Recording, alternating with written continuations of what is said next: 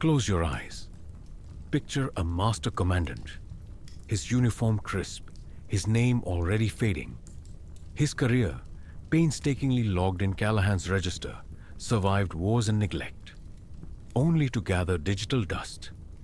Tonight, we exhume these dormant naval lives, rank by rank, whisper by whisper. Some titles vanished like ships in fog.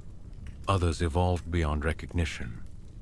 Press play, and let the ambient rustle of parchment and distant bells lull you into their world.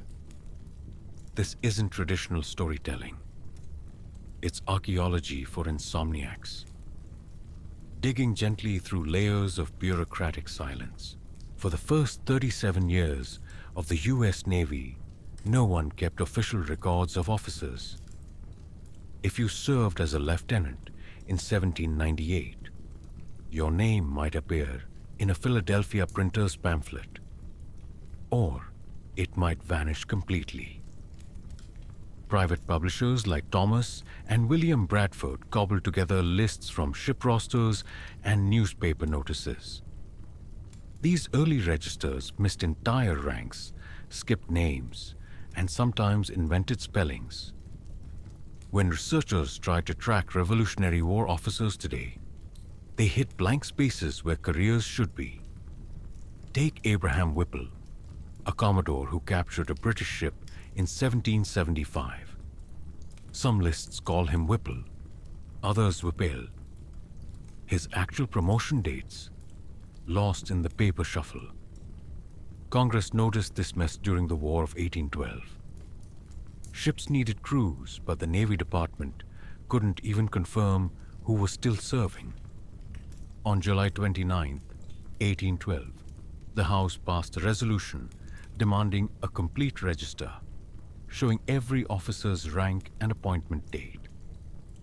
They specifically included warrant officers, the surgeons, pursers, and sailing masters, often left out of earlier lists.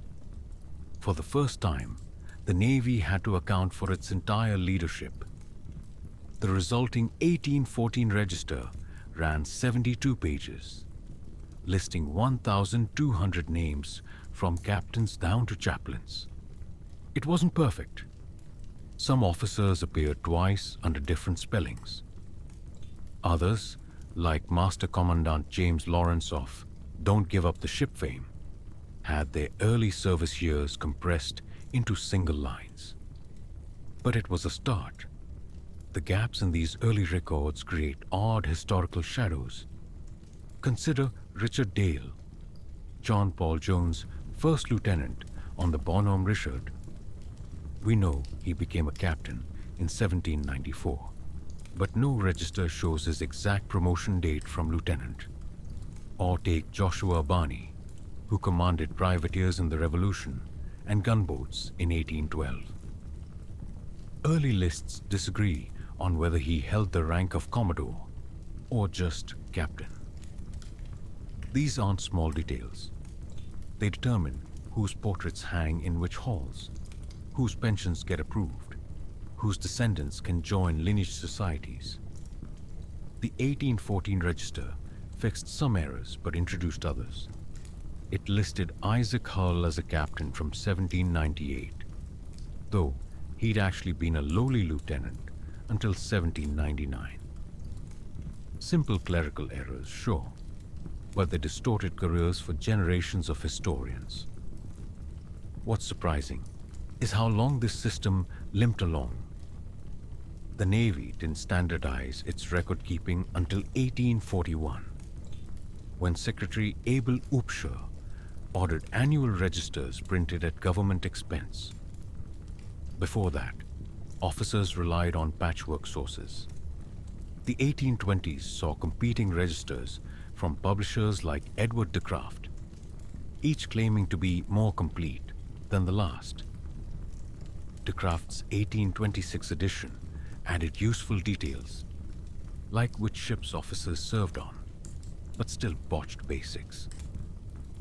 He listed Master Commandant Oliver Hazard Perry as dying in 1817.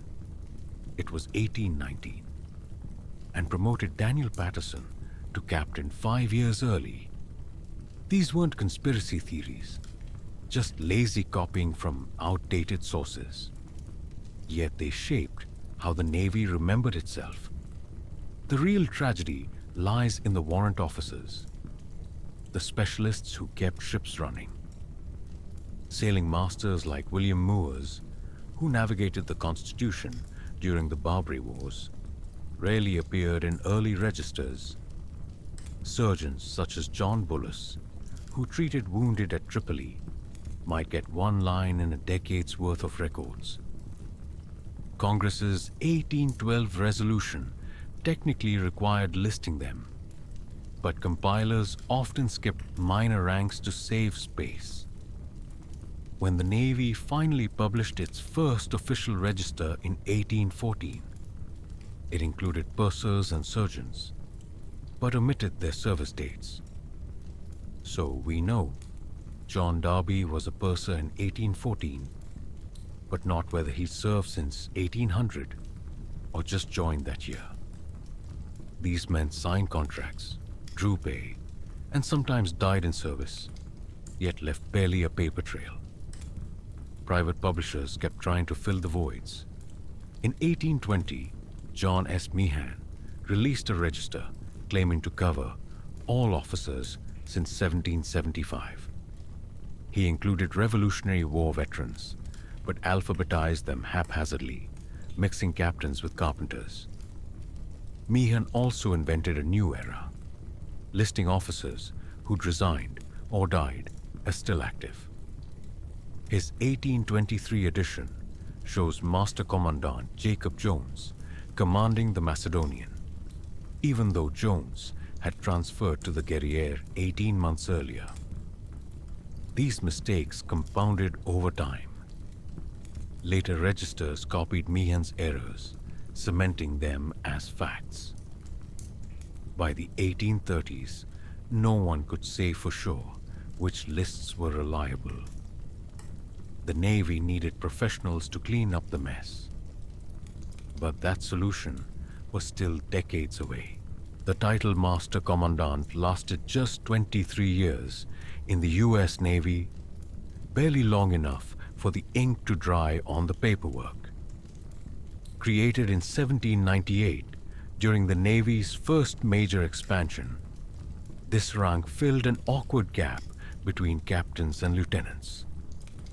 Unlike the straightforward chain of command we know today, the early Navy had entire categories of officers who simply didn't fit the traditional hierarchy.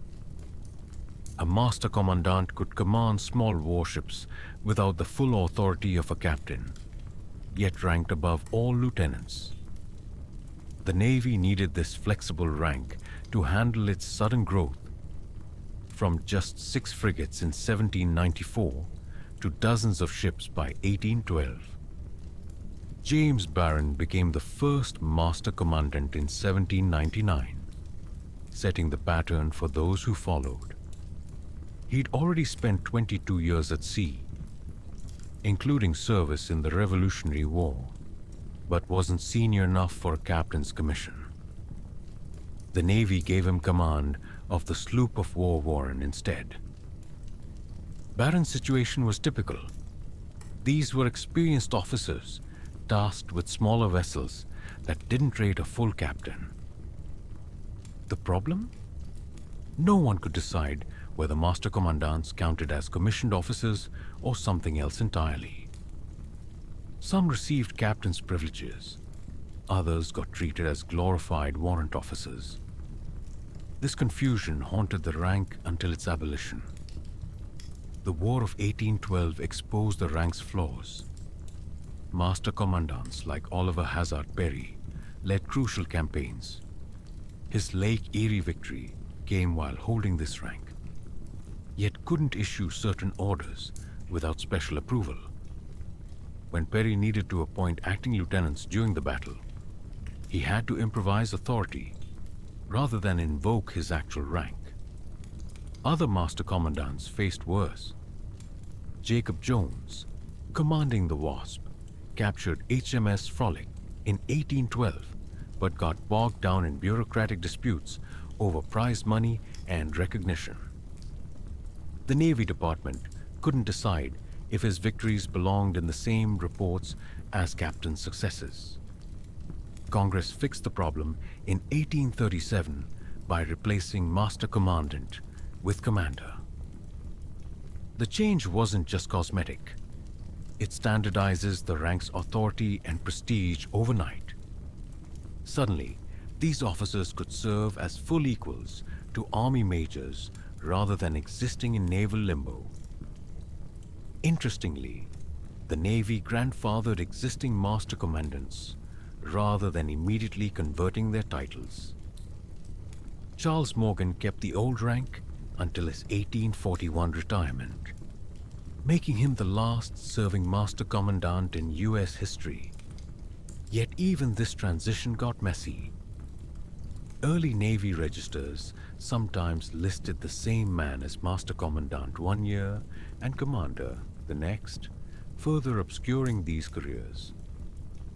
Callahan's 1901 register preserves 47 Master Commandants who served between 1798 and 1837, but their stories reveal larger patterns. At least 8 were former privateer captains recruited during the Quasi-War with France. 11 died in service, including James Lawrence of Don't Give Up the Ship fame, promoted from Master Commandant to Captain just 6 months before his death. The average tenure? 9 years. Long enough to build careers, but short enough to vanish from institutional memory. You won't find their portraits in many naval museums or their names on modern destroyers. The rank's disappearance created historical blind spots. Take David Porter, better known as the father of the admiral who founded the Naval Academy. As Master Commandant from 1806 to 1812, he led anti-piracy patrols in the Caribbean. But most histories jump straight to his later captaincy.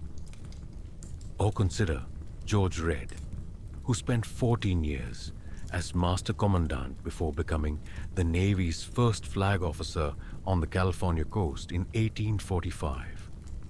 These men shaped naval tradition during the rank's obscure heyday.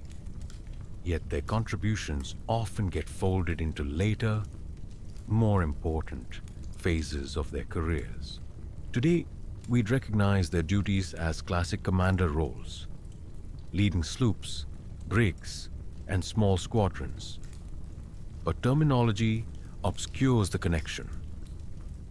Early Navy registers compound the confusion by sometimes using Master Commandant and Commander interchangeably, years before the official change. Researcher Margaret T. Cusick found at least 7 officers in the 1830s listed under both titles in different documents. This wasn't carelessness. It reflected genuine uncertainty about whether Master Commandant denoted a rank or just a job description. The digital age hasn't fully solved the mystery. The Naval Historical Center's database lists Master Commandants accurately, but automatically links them to commander records, unintentionally erasing the distinction. Search for Isaac Hull, and you'll see Commander first, though he spent 11 years as Master Commandant. These technical choices subtly reshape history, prioritizing modern understanding over period accuracy. Even Callahan fell into this trap. He used contemporary rank terms but buried original titles in footnotes where few would notice. These officers linger in odd bureaucratic pockets. The Navy still maintains separate pension records for Master Commandants versus Commanders, a clerical quirk that helps historians track them. And in Annapolis, the Naval Academy's memorial lists all graduates by final rank, so Charles Stewart appears as Commodore. erasing his decade as a master commandant during the War of 1812. This selective memory reflects how navies work. They preserve what helps the institution function, not necessarily what explains its past. Their ghostly presence emerges in unexpected places. Next time you see a list of early Navy commands, check the dates closely. Those captains, before 1837, might actually be master commandants wearing temporary titles. Or browse old court-martial records, where the rank appears frequently in disputes over command authority. There's John Ord Crichton in 1815, court-martialed for insubordination after refusing orders from a captain, arguing that as a master commandant, he answered only to the Secretary of the Navy. His protest failed, but it perfectly encapsulates the rank's impossible position: too senior to ignore, too junior to truly count. The Master Commandant's brief existence mirrors the Navy's own growing pains. A service figuring out what it wanted to be, one awkward rank at a time. That they disappeared so completely tells us more about naval bureaucracy than any register ever could. For all their administrative headaches, these officers kept ships at sea during the Navy's fragile early decades. Now scattered across digitized archives, their fragmented records still whisper questions. Why did this rank exist? Why did it vanish? And how many other quirks of naval history have we smoothed over in the name of tidy storytelling? Their successors, the sailing masters, faced different but equally revealing challenges. Most sailing masters never saw their names in newspapers, but every U.S. Navy ship needed one to stay afloat. From 1794 to 1862, these officers handled the hardest job no one talked about: keeping vessels on course without GPS, radio, or accurate charts. They worked with sextants that could be off by miles, chronometers that lost time, and logbooks filled with dead reckoning guesses. A typical sailing master spent his days calculating latitude from the noon sun, checking compass variations, and arguing with captains about reefing sails in bad weather. Yet early Navy registers often listed them between cooks and carpenters as if they were tradesmen rather than navigation experts. William Moores exemplifies the sailing master's odd position. He served on the Constitution during its famous 1812 victories, plotting courses that outmaneuvered British ships. But when the Navy published its first official register in 1814, Moores appeared only as William. Moores, sailing master. No ship assignments, no dates, no mention of battles. Contrast that with lieutenants listed beside their engagements. The registers treated sailing masters like replaceable parts, despite their irreplaceable skills. Even when Moores later commanded revenue cutters, earlier slights kept him off promotion lists for permanent commissions. Their daily struggles rarely made logs. Lieutenant journals from the War of 1812 mention sailing masters fixing compass errors during storms or catching captains' navigation mistakes, but never by name. The frigate United States 1810 log shows Sailing Master William Hook snatching the wheel when a junior officer misjudged a tack, preventing a dismasting. Yet the incident earned him no commendation. Ship captains took credit for successful landfalls. Sailing masters took blame for grounding. This pattern held for decades. When the brig Somers capsized in 1846, the Navy court-martialed Sailing Master John C. Walton for poor seamanship, but cleared the captain of any fault. The job demanded more math than most officers possessed. A sailing master's notebook from 1824 survives in the naval archives, pages crammed with spherical trigonometry calculations, tide tables, and lunar distance measurements. These men weren't just experienced sailors. They were applied mathematicians who could adjust for magnetic deviation using only handwritten correction tables. Still, the Navy paid them less than surgeons and denied them command opportunities. Their decline began with steam. As paddle wheels replaced sails in the 1840s, the Navy renamed them navigators and stripped their traditional duties. Steam required less celestial navigation and more engineering knowledge.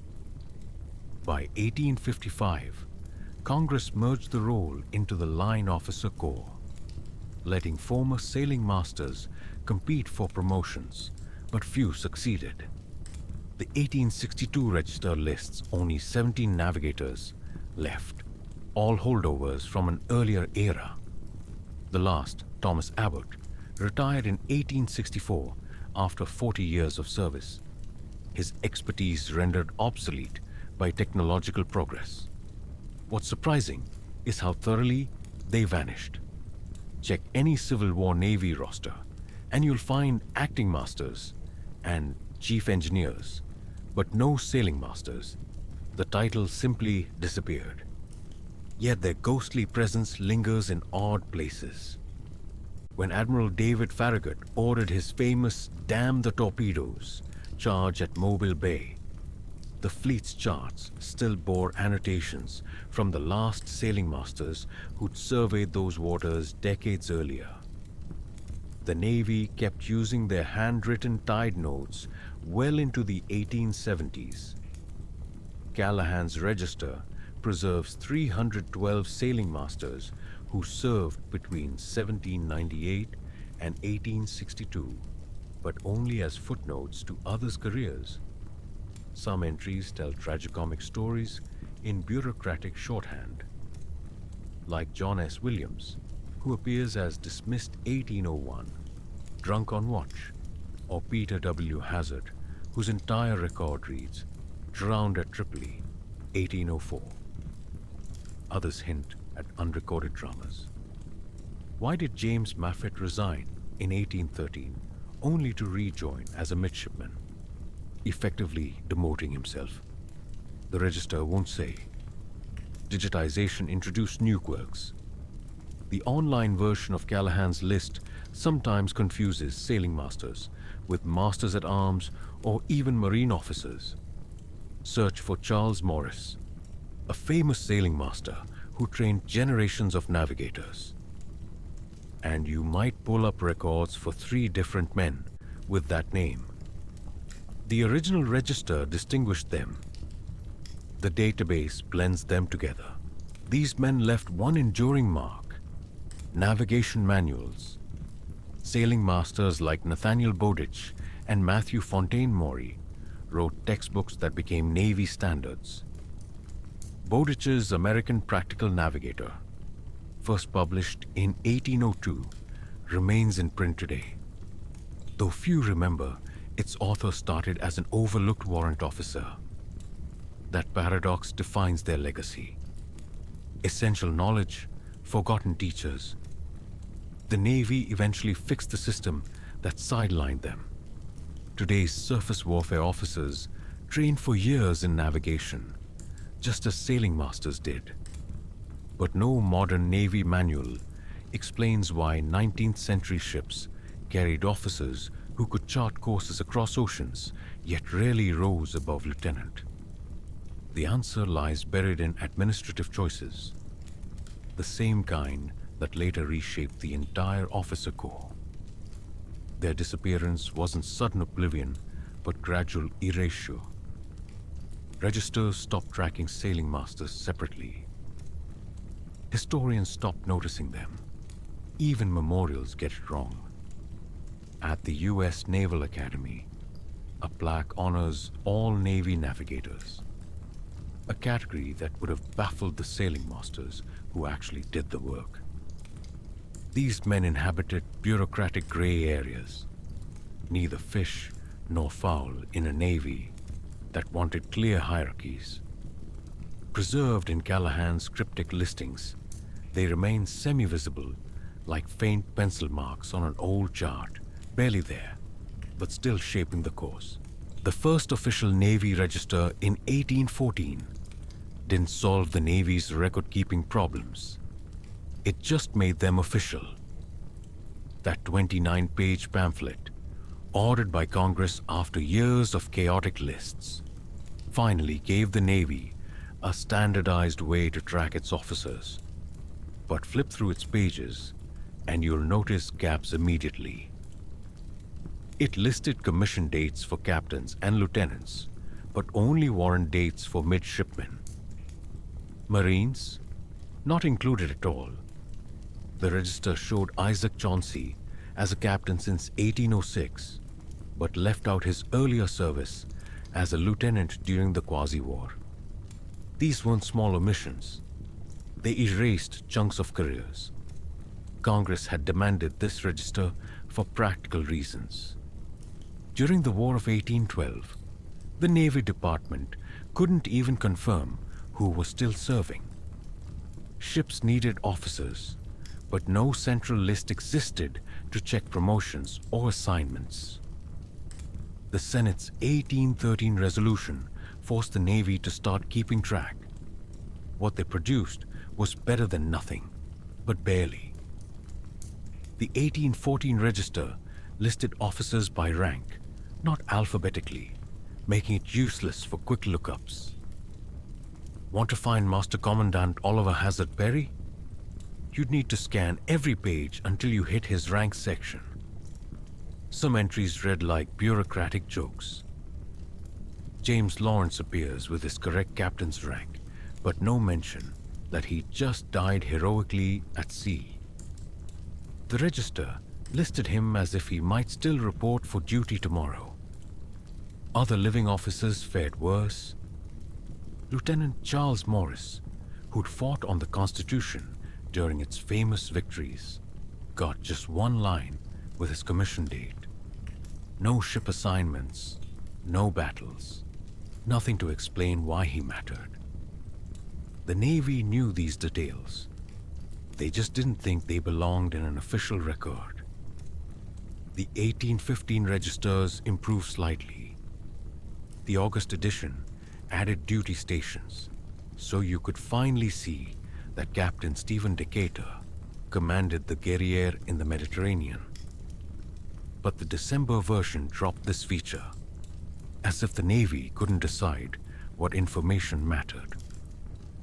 Both editions still omitted basic facts like officers' ages or prior service. When William Bainbridge became a captain in 1800, did he jump straight from midshipman or serve as lieutenant first? The registers won't tell you. Warrant officers got especially shoddy treatment. Sailing masters like Nathaniel Harridan, who navigated ships through battles, appeared without even their first names. Surgeons and bursars fared slightly better. They at least got initials. But the register gave no clues about their qualifications or assignments. John Bullis, the surgeon who treated wounded sailors at Tripoli, shows up as simply J. Bullis, with no dates or stations. These men kept the Navy running, but the Navy barely acknowledged they existed. The registers did add some useful features over time. By the 1820s, they included pay tables and summaries of naval laws. The 1826 edition finally listed Marines, though it mashed them together with Navy officers in a way that confused everyone. Want to find Archibald Henderson's Marine Corps service? Good luck. He's buried in the captain's section between two naval officers with no distinction. The Navy seemed determined to make simple information hard to find. Oddest of all were the inconsistencies between printed editions. Take David Porter, the famous frigate captain. The 1815 register lists him commanding the Essex in the Pacific, but the 1816 version skips this detail entirely. Later registers restored it, as if someone realized the omission looked bad. These weren't accidental errors. They reflected a system where no one checked previous editions for accuracy. Each year's register started fresh, replicating old mistakes and inventing new ones. The physical format made things worse. Early registers were cheaply printed pamphlets that fell apart after minimal use. Surviving copies in archives show pages torn from frantic searching, ink smudged by clerks rushing to update records. Some pages have handwritten corrections, proof that even the Navy knew the printed versions were wrong. A clerk in 1817 crossed out Lieutenant John Smith and wrote Lieutenant James Smith above it, fixing an error that had persisted for 3 editions. What's surprising is how long this half-baked system lasted. Congress mandated annual registers in 1815, but didn't provide enough funding to make them thorough. The Navy's tiny clerical staff, just a handful of overworked scribes, couldn't possibly verify every officer's record. They relied on ship captains to submit updates, but busy commanders often forgot. When the frigate United States returned from a 3-year cruise in 1819, its officers found the register still listed them as on Mediterranean duty. The registers did one thing well. They exposed how messy naval administration really was. Before 1814, the Navy could pretend its record-keeping wasn't that bad. The first official register proved otherwise.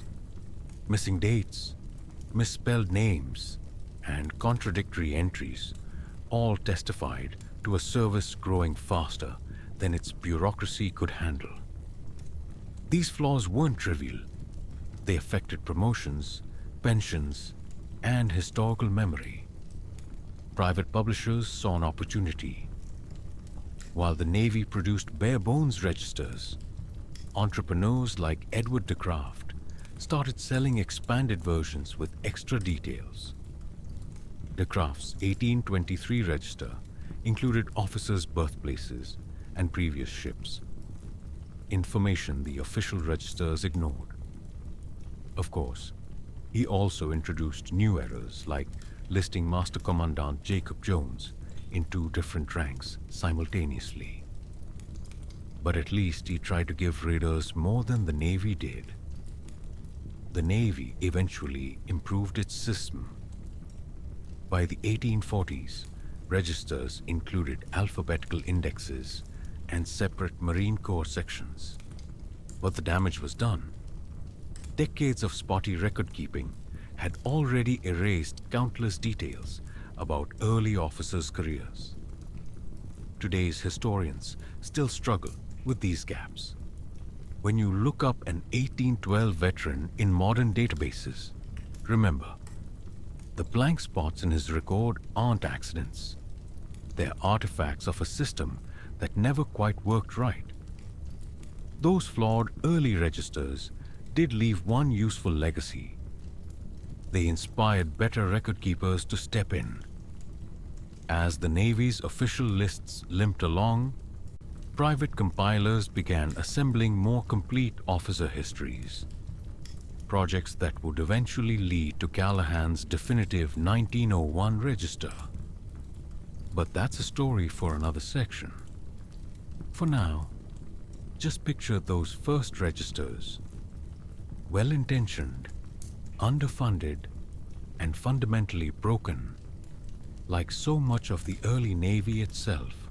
In 1848, a Washington law firm decided to tackle the Navy's record-keeping mess. Mecklin and Winders, General Register of the Navy and Marine Corps, tried something no one had before: alphabetical order. Their thick volume organized officers from A to Z, letting you trace careers vertically down pages instead of hunting across annual registers.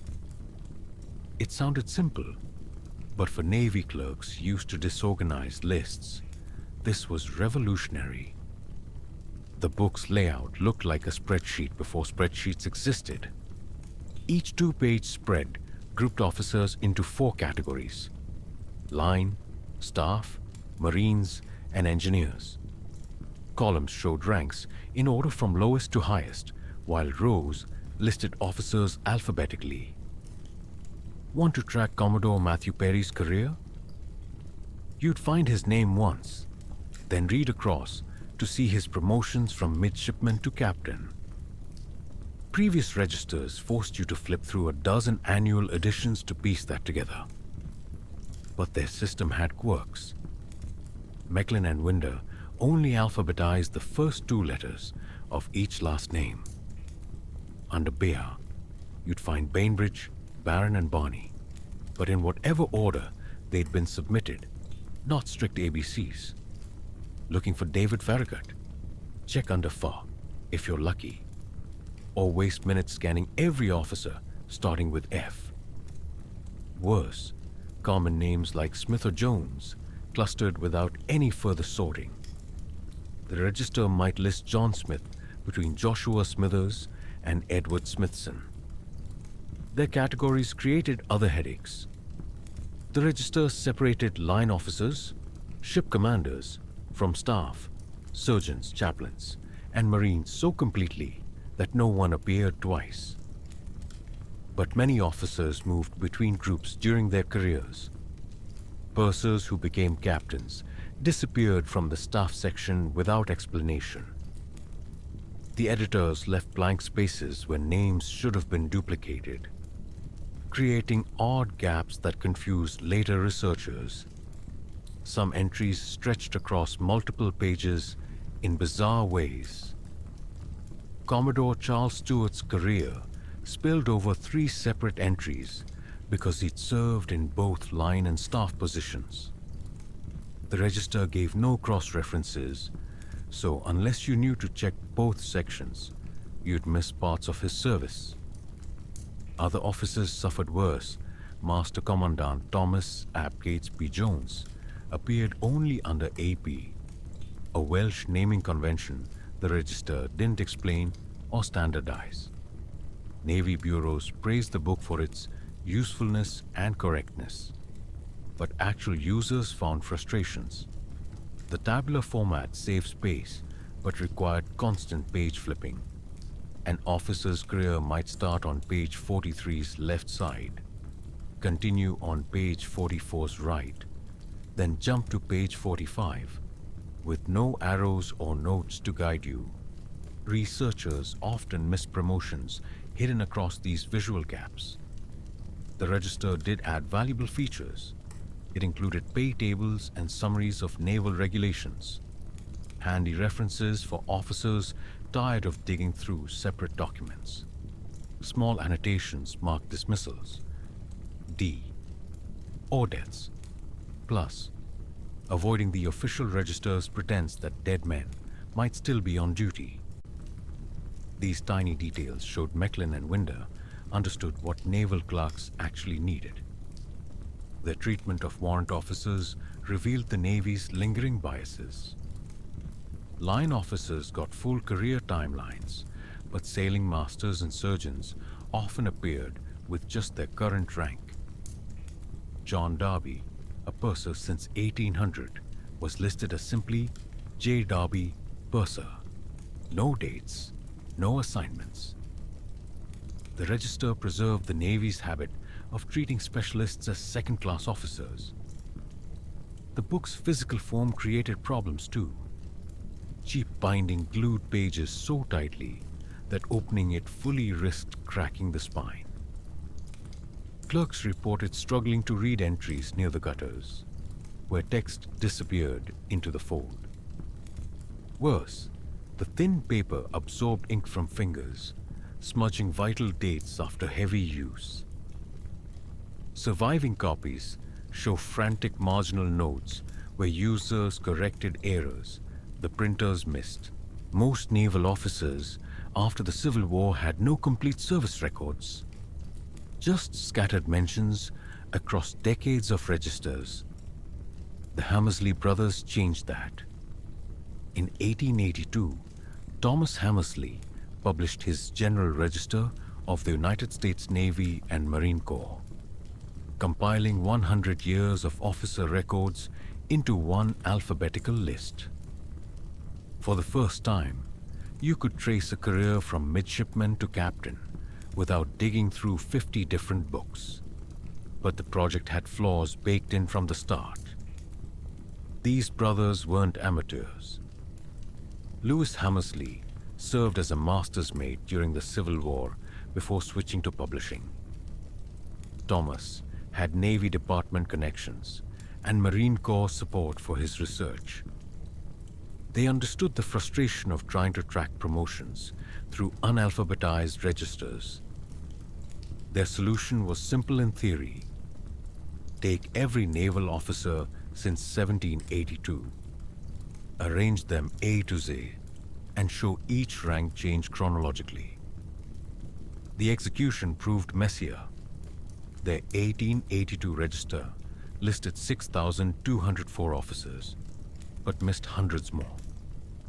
The Navy had no central archive then, so the Hammersleys relied on whatever records ship captains bothered to submit. Some entries looked suspiciously thin. Commodore Isaac Hull, hero of the War of 1812, gets just 3 dates. Lieutenant 1798, Master Commandant 1804, Captain 1806. His famous victories, nowhere mentioned. Meanwhile, obscure paymasters who served one tour might appear with full career timelines simply because their paperwork survived. Alphabetical order helped but didn't solve everything. The book used strict surname sorting, which mangled names like Ap Catesby Jones, filed under A, or Van Brunt, under V. Common names spawned confusion. 8 different John Rogers appear without middle initials to distinguish them. Cross-referencing was non-existent. If you didn't know Lieutenant George Henry Preble went by his middle name, you'd never find him between the other George Prebles. The Navy Department cooperated, but didn't verify. Thomas Hammersley thanked officials for access to records in his preface. But those records were often incomplete. Marine Corps files were particularly spotty. Many pre-1820 officers appear with only enlistment dates. When records conflicted, the brothers sometimes guessed. Their register lists Franklin Wharton as the Marines' first commandant, misspelling his last name as Wharton throughout. No one caught the error for decades. What they included revealed Navy biases. Line officers got full treatment, every rank, every ship. Surgeons and engineers, maybe 3 lines total. The register mentions Naval Academy professor William Chauvenet's mathematics career, but omits that he invented the chronometer calibration system still used today. The brothers prioritized combat roles over technical ones, preserving exactly the historical hierarchy the Navy preferred. Physical format hampered the book too. At 500 dense pages with tiny type, the 1882 register strained eyes and patience. Officers' careers often split across non-consecutive pages because the brothers grouped living and deceased separately. Tracing David Farragut's rise required flipping from page 138, active service, to page 402, posthumous honors, with no guide between them. Readers complained they needed 3 bookmarks just to follow one man's career.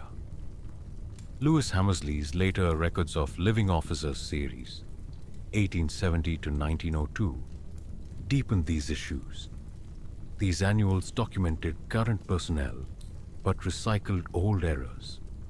The 1890 edition lists Stephen Bleecker Luce as a captain since 1872, when he'd actually made Rear Admiral in 1886. Such mistakes suggest the brothers sometimes copied old entries without checking updates. A researcher in 1900 might see 5 different promotion dates for the same officer across different Hamersley books. Yet their work became indispensable. The Navy's own registers still lacked cumulative career data in 1885. Ship captains kept Hamersley volumes on board to verify officers' credentials. Historians praised having one reference for basics, even if details were shaky. When Edward Callahan prepared his definitive 1901 register, he used the Hamersley compilation as scaffolding, keeping its format, its errors, even its page breaks in places. Some omissions spoke volumes. The brothers included Confederate naval officers, but marked them with a cursory CSN after their names. No ranks, no ships, no acknowledgement that many had served decades in the U.S. Navy first. Raphael Zemes appears only as a CSN, with no mention he'd been a U.S. Navy commander for 30 years prior. The register treated these men as footnotes to their own careers. Warrant officers fared worse. Sailing masters and boatswains were lumped together in appendices with minimal dates. The register notes John A. Webster was a sailing master in 1812, but doesn't say he navigated the Constitution during its famous battles. These specialists had no champions in the Navy's bureaucracy, and the Hamersleys didn't bother correcting that imbalance. The digital age has magnified their legacy's flaws. When the Naval Historical Center scanned the 1882 register, optical character recognition mangled already faint type. Search for Isaac Hull today, and you might get 5 truncated versions of his entry from different archives. Errors that once annoyed researchers now propagate exponentially online. What's remarkable is how much they got right, given the chaos they worked with. Before the Hamersleys, finding an officer's full career meant writing to Navy clerks and waiting months for incomplete replies. Their books gave instant, if imperfect, answers. When Thomas boasted his register covered every naval conflict from the Revolution to the present, he wasn't entirely wrong. He'd just filtered those conflicts through the Navy's own selective memory. Their real achievement was proving comprehensive. Record keeping was possible. Previous attempts had been fragmented. The Hamersleys showed you could corral a century of naval history between 2 covers. Callahan would take their framework and refine it, but the blueprint was theirs. You can still see it today whenever Navy databases default to alphabetical listings or separate line and staff officers. Decisions the Hamersley brothers locked in place 140 years ago. Next, we'll see how Callahan took the foundation and built something sturdier, though not without carrying over some of the same old cracks. Edward Callahan's 1901 register should have been perfect. After a century of flawed Navy record-keeping, here was a registrar with full access to the archives. But even his list of officers of the Navy of the United States and of the Marine Corps from 1775 to 1900 stumbled where it mattered most. Take Isaac Hull, famous captain of the Constitution. Callahan fixed Hull's incorrect captaincy date from earlier registers, listing it correctly as 1799 instead of 1798. But he still missed Hull's early service as a lieutenant commanding the sloop Argus, an omission that truncates Hull's career by 4 years. For a book claiming comprehensiveness, these gaps mattered. Working from the Bureau of Navigation's files, Callahan updated the Hamersley Brothers' 1882 register with 20 years of new data. He added officers who'd served through the Spanish-American War and corrected some rank dates, but he inherited old errors too. Master Commandant Jacob Jones still appears with his wrong 1812 promotion date, carried over from Mecklin and Winder's 1848 register. And like the Hamersleys, Callahan gave short shrift to warrant officers. Sailing Master William Hook, who saved the frigate United States from disaster in 1810, gets exactly as much space as a cook's mate would. One line with no context. His editorial choices reflected Navy biases. Callahan kept outdated titles like Master Commandant and Sailing Master because the Navy's own records used them, even though the ranks hadn't existed for decades. This preserved historical accuracy but confused later readers. When he listed Charles Stewart as a Master Commandant from 1806 to 1812, he didn't explain that we'd now call that rank Commander. The register became a time capsule of naval bureaucracy, capturing titles exactly as they were, warts and all. The physical book had quirks printed by Lewis Hamersley's firm. It used the same cramped typography as the 1882 register.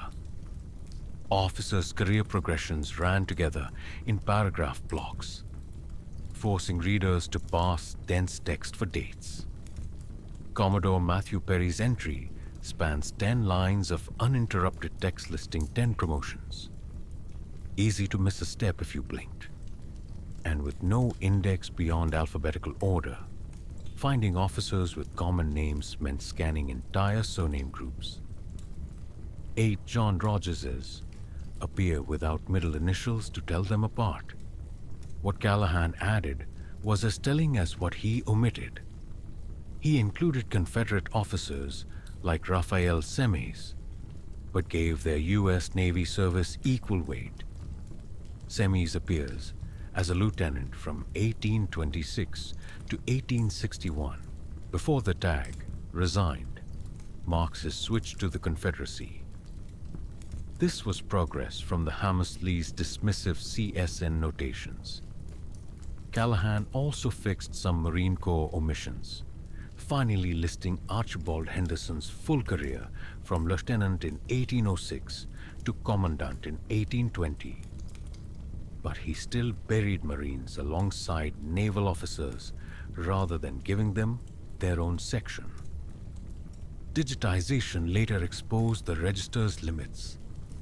When the Naval Historical Center scanned Callahan's work, they modernized alphabetization but kept his archaic rank terms. Search for Master Commandant today and you'll get the original 1901 phrasing, not modern commander equivalents. This preserves historical accuracy but creates odd disconnects. The online database lists Oliver Hazard Perry's Lake Erie victory under Master Commandant, a term no present-day sailor would recognize. Some corrections backfired. Callahan added cross-references for officers like David Glasgow Farragut, noting he was C. also Farragut, DG, but since the register already alphabetized strictly by surname, these extra signposts just cluttered pages. Other additions helped, death dates marked with daggers. Dagger stopped researchers from wasting time on officers who died decades earlier. Small but useful touches like this showed Callahan understood how real historians worked. The register's organization created blind spots.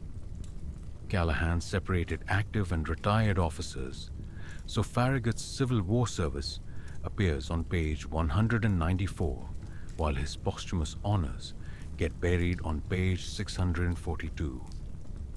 To trace a full career required flipping back and forth with no guideposts. And like his predecessors, Callahan skimped on warrant officers. Surgeons and engineers got lumped together without specialty distinctions. John Bullis, the surgeon at Tripoli, appears as simply J. Bullis, surgeon, with no dates or assignments.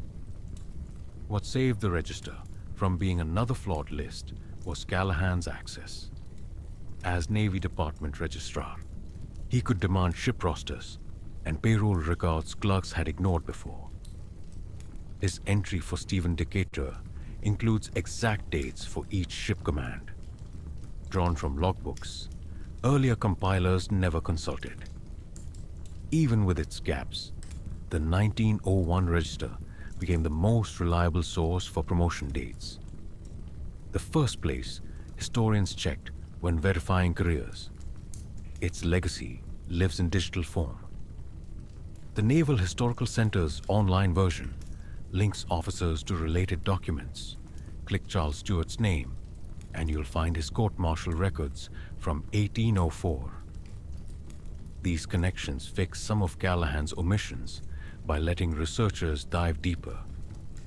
But the core data remains unchanged, errors and all. Search for Isaac Hull today, and you'll still miss those early years on the Argus, baked into the record by choices made in 1901. Callahan knew his work wasn't complete. The preface admits errors may have occurred in transcription. A quiet warning that even this gold standard had flaws.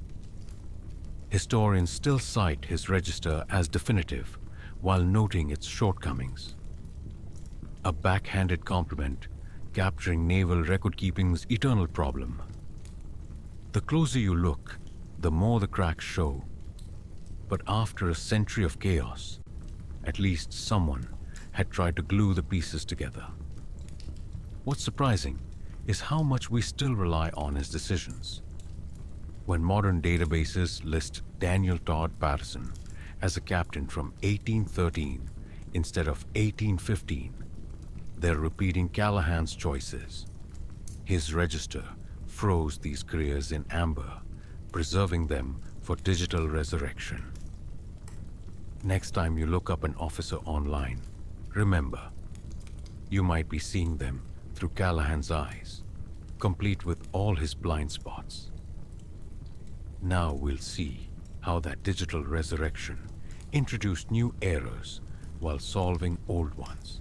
Callahan's 1901 register sat gathering dust for decades until the Naval Historical Center dragged it into the digital age. Their online version fixed some old problems while creating new ones. Take the alphabetization. Callahan's original listed officers strictly by surname, so Ab Catesby Jones appeared under A. The digital version corrected this, moving him to J, where modern readers expect. But it also introduced fresh errors. Optical character recognition misread faded type, turning Midshipman John A. Webster, 1812, into Midshipman John A. W. Webster, 1812, in some entries. Suddenly, researchers had to decipher digital typos alongside historical ones. The project revealed gaps no one noticed before. Callahan's printed register listed Marine Lieutenant John Harris with a blank space where his 1820s service should be. Scanned into the database, that blank became a null field, invisible unless you knew to look for it. At least with paper, you could see the omission. Now, entire careers might vanish behind faulty coding. The digitization team caught some errors, like when the software merged two different Charles Morrises into one super officer who supposedly served from 1776 to 1862. But others slipped through. Search for Sailing Master Nathaniel Harridan today. and you'll still find his first name randomly alternating between Nathaniel and Nathaniel across records. Modern alphabetizing helped but had quirks. The database sorts MCE names like Mac, so James McHenry appears between James McKay and James Madison, a system that would have baffled 19th century clerks. It also splits hyphenated names unpredictably. Search for David Glasgow Farragut under F? Fine. But try finding Lloyd Jones under L, and you might strike out. The system sometimes files it under J. These aren't bugs, just digital choices that reshape how we access history. The Naval Historical Center made smart compromises. They kept archaic titles like Master Commandant instead of updating them to Commander, preserving historical accuracy even if it confuses modern sailors. When you look up Oliver Hazard Perry's Lake Erie victory, the database correctly lists his rank as Master Commandant, the actual title he held in 1813. But they added subtle modern aids, like hyperlinks explaining that Master Commandants roughly equaled modern commanders. This balancing act, honoring the past while making it usable, defined the whole project. Some fixes backfired. The team standardized ship names, changing Callahan's USS Constitution to USS Constitution throughout. Fine for consistency, except when the software also corrected historical documents. Now some original ship logs appear transcribed with modern abbreviations their writers never used. Researchers must remember that 1800 sailors wrote U.S. Frigate Constitution, not the modern USS Constitution the database imposes. The digital format exposed how much Callahan himself had missed. His register listed Surgeon James Craig as serving from 1799 to 1801. But when the digitization team cross-checked shipmasters, they found Craig aboard the Ganges in 1798, a year Callahan omitted. These discoveries piled up. The database now includes hundreds of such corrections in small gray footnotes, quietly fixing a century of errors. Hyperlinks became the secret weapon.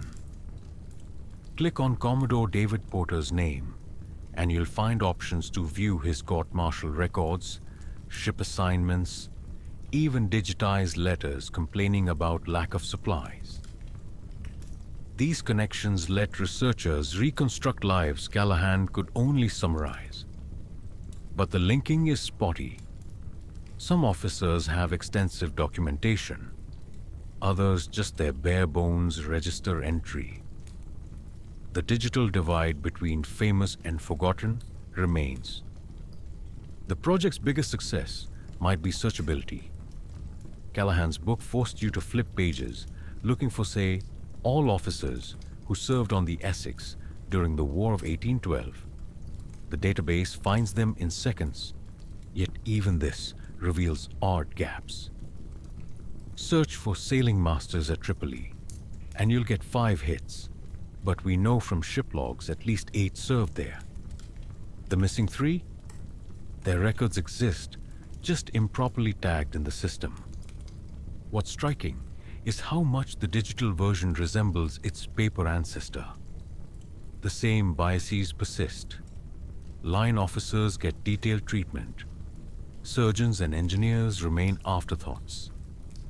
Confederate officers still appear with their U.S. service first, as if their later rebellion was a footnote.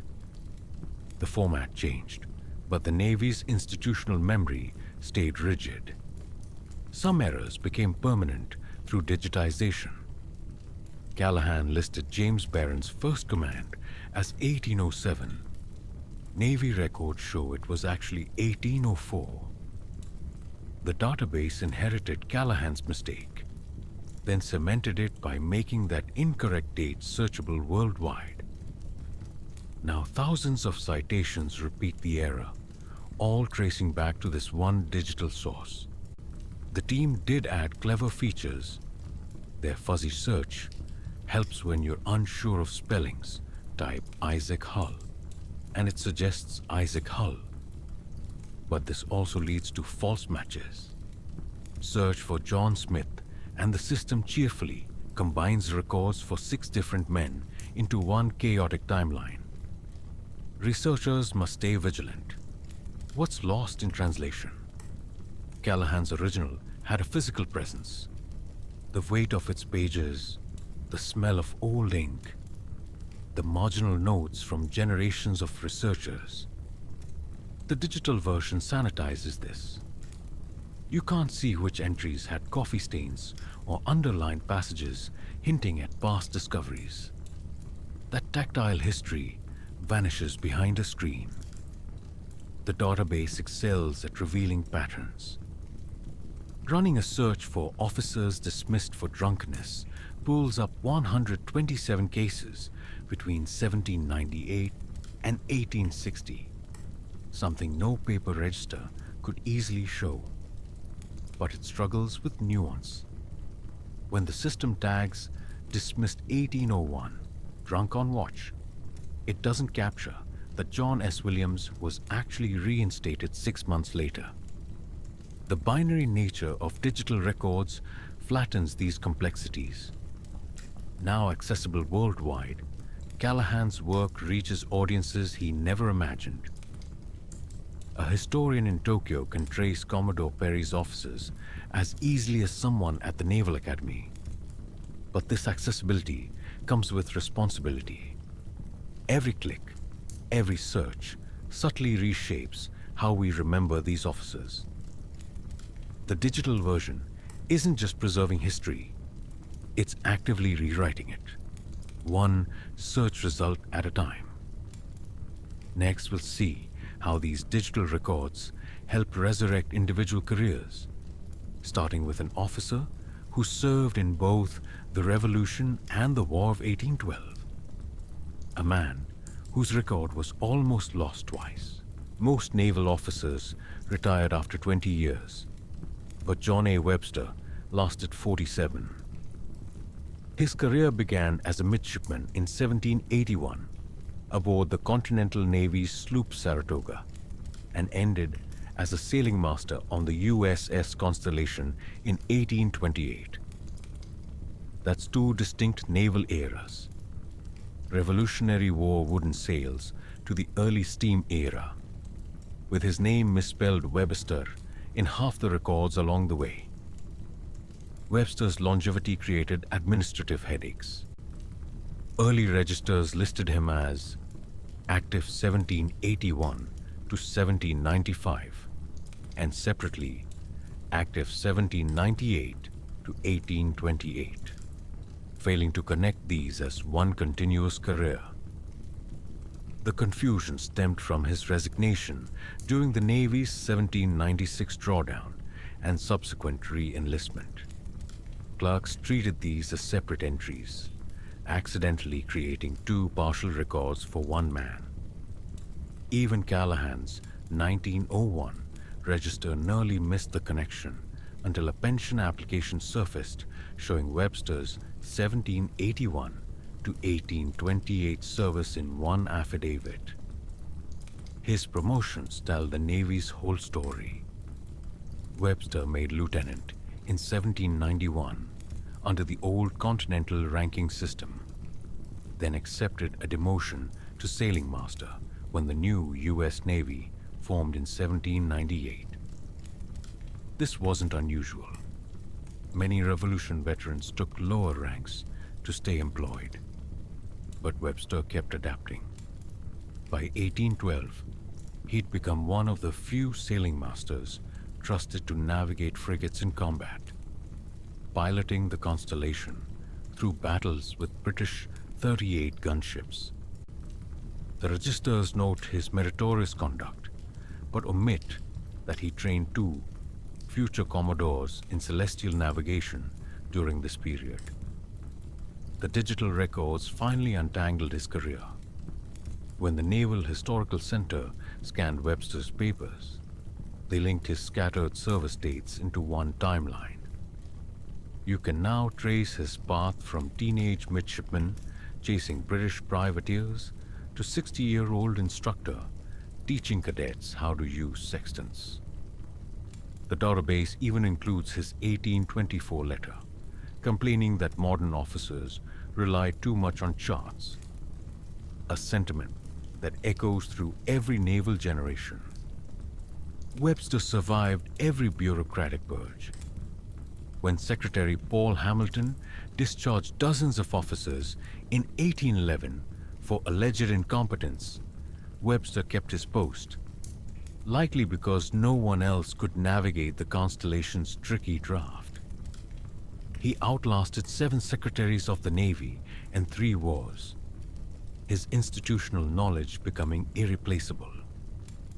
The registers show 12 ships across his career, but ship logs reveal he served on 23, often temporarily assigned during crises without paperwork to show for it. His career almost vanished twice. Early registers like Mecklin and Winder's 1848 compilation listed him as 2 different men. One, John Webster, serving 1781 to 1795. Another, J. Webster, from 1798 onward. Thomas Hammersley's 1882 register corrected the spelling, but still split his service into separate entries. Only Callahan's 1901 version connected the dots, though even he missed Webster's temporary command of the USS Chesapeake during a 1799 yellow fever outbreak. Webster's record exposes how naval longevity created odd gaps. The longer an officer served, the more likely his early years would be compressed or dropped from later registers. Younger officers got full career listings. Veterans like Webster saw their pasts truncated. The 1814 register lists him simply as sailing master since 1798, erasing 17 prior years of service. This wasn't malice, just space saving, but it distorted hundreds of careers. The digital version restored some lost context. Webster's pension file, now linked to his main entry, reveals he was wounded twice during the Revolution. Once by a British musket ball, once by falling rigging. Neither injury noted in any register. It also explains why a lieutenant accepted demotion to sailing master. The 1798 Navy promised steady pay, something Webster needed after his first wife's medical bills bankrupted him. These human details were always there, just buried in separate archives. Promotion patterns show how the Navy changed. Webster spent 20 years as sailing master while younger men leapfrogged to captain. Not because he lacked skill, ship logs praise his navigation constantly, but because the Navy privileged combat command over technical expertise. The same registers that show mediocre lieutenants becoming captains record Webster saving ships from grounding 8 times between 1802 and 1819. Yet he never rose higher, his value both acknowledged and taken for granted. Webster's record contains quiet rebellions. The 1,807 logs of the USS Chesapeake show he refused to train midshipmen who couldn't perform basic spherical trigonometry, an early stand against declining standards. Later registers note he was reprimanded 1821 without explanation. Court-martial records reveal it was for bypassing his captain to report unsafe hull conditions directly to the Navy Board. The system tolerated his insubordination because his skills were too vital to lose. Today, you can find Webster across multiple databases, but only if you know how to look. Search John Webster, and you'll get 9 different officers. add sailing master, and it narrows to 4.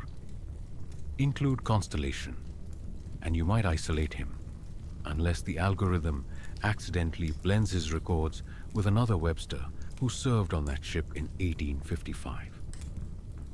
Even digitized, these men remain semi-hidden behind layers of bureaucracy. His full career emerged through cross-referencing. Tracing Webster required combining Callahan's register with the digital Navy rolls, pension files, and ship logs, all now linkable thanks to the online databases. Before digitization, assembling this picture would have taken months of archive visits. Now it's possible from anywhere with internet access, provided you think to connect the scattered pieces. Webster represents hundreds of officers whose service spanned generations. The digital records have identified at least 78 others who served in both the Revolution and War of 1812. Their careers similarly fragmented across records. Each case requires the same detective work, checking alternate spellings, following promotion threads, and realizing that John Smith dismissed 1796 and J. Smith reappointed 1798 might be the same person. The system finally caught up with him. In 2019, the Naval History and Heritage Command added Webster to their Revolutionary War Veterans database, 137 years after his death. His entry now includes all 47 years of service, the misspellings corrected, the gaps filled. It only took 2 centuries to properly record what this man did for his country. For every Webster finally documented, there are other forgotten veterans still waiting for their digital resurrection. Like the Marine whose records vanished twice, here's the missing Marine officer's story. Pieced together from fragments the Navy almost threw away. Archibald Meade joined the Marine Corps in 1799, fought pirates in the Caribbean, and garrisoned ships during the Quasi-War with France. By all accounts, he was good at his job, promoted to captain by 1805, commended for discipline aboard the USS Adams. Yet, if you check the Navy's first official register in 1814, you wouldn't find him. Marines like Meade simply weren't included. His service record barely survived in muster rolls and private letters. The kind of paperwork clerks dismissed as unimportant. The early Navy treated Marines as afterthoughts in its record keeping. While lieutenants and captains got detailed entries, Marine officers might appear as a single line, if they appeared at all. The 1812 Senate resolution demanding an annual officer list technically included Marines, but the 1814 register left them out anyway. Secretary Paul Hamilton's staff claimed they'd run out of space. This wasn't just bureaucracy. It reflected deeper institutional biases. Naval officers saw Marines as glorified security guards, not equals deserving documentation. Meade's surviving letters complain about this. In 1703, he wrote to the Secretary of the Navy asking why Marine promotions weren't recorded alongside naval ones. No one replied. His combat record should have been impossible to ignore. Meade led Marines aboard the USS Philadelphia when it ran aground in Tripoli Harbor in 1803. After the ship's capture, he spent 19 months as a prisoner of war alongside naval officers like David Porter. Yet when the Navy compiled its first official prisoner lists, Meade's name was missing. The logs of the USS Constitution, where he served after his release, call him captain. Meade in 1807, but the Navy Register that year lists only naval officers. Even his 1811 court-martial for dueling a naval lieutenant got filed under miscellaneous disciplinary actions rather than with proper officer records. The problem snowballed over time. Without an official record of his captain's rank, Meade's pension requests kept getting denied. A War Department clerk in 1823 scribbled "verify rank" on his application, but no one could. The documents didn't exist in Navy files. Private registers like Meehan's 1820 compilation listed him as A. Meade, Marine officer, but without dates or confirmation. This was useless for bureaucracy. By the time Meade died in 1836, even his gravestone just said Marine officer, because no official record confirmed his rank. Compilers tried fixing this. Mecklin and Winder's 1848 register included Meade correctly as a captain, but under Meade A, with no cross-reference for the Meade spelling used in ship logs. Hammersley's 1882 version finally connected his full service, including the Tripoli imprisonment, by pulling data from old muster rolls. Yet even then, they listed him as active 1805 to 1810, based on available documents, missing his earlier service aboard the Philadelphia, because those records weren't centralized. The Marine Corps' own archives had the truth, but naval registers never checked there. Callahan's 1901 register finally gave Meade his due. Mostly, page 382 lists Meade, Archibald, Captain, USMC 1805 to 1810, drawing from Hammersley's work. But Callahan missed Meade's 1799 to 1805 service because those early muster rolls still hadn't been cross-checked. Even at death, Meade couldn't escape administrative errors. His 1836 burial record misspelled his name as Meade, ensuring future confusion. Today, the Naval Historical Center's digital database lists him under both spellings, a quiet testament to the chaos of early record-keeping. The digital age helped somewhat. When archivists scanned the Philadelphia's 1803 crew manifest, Meade's name surfaced clearly as Captain of Marines. This evidence forced a correction to his online record in 2011, 168 years after his captivity. But the patchwork nature of these fixes shows the system's flaws. You can now find Meade in the database, but only if you search both spellings and know to look in separate datasets for naval and marine records. The institutional divide that buried him still shapes how we access the past. His story repeats across the Corps. Franklin Wharton, the Marines' second commandant, appears as Wharton in both Hammersley's and Callahan's registers, an error that propagated for a century.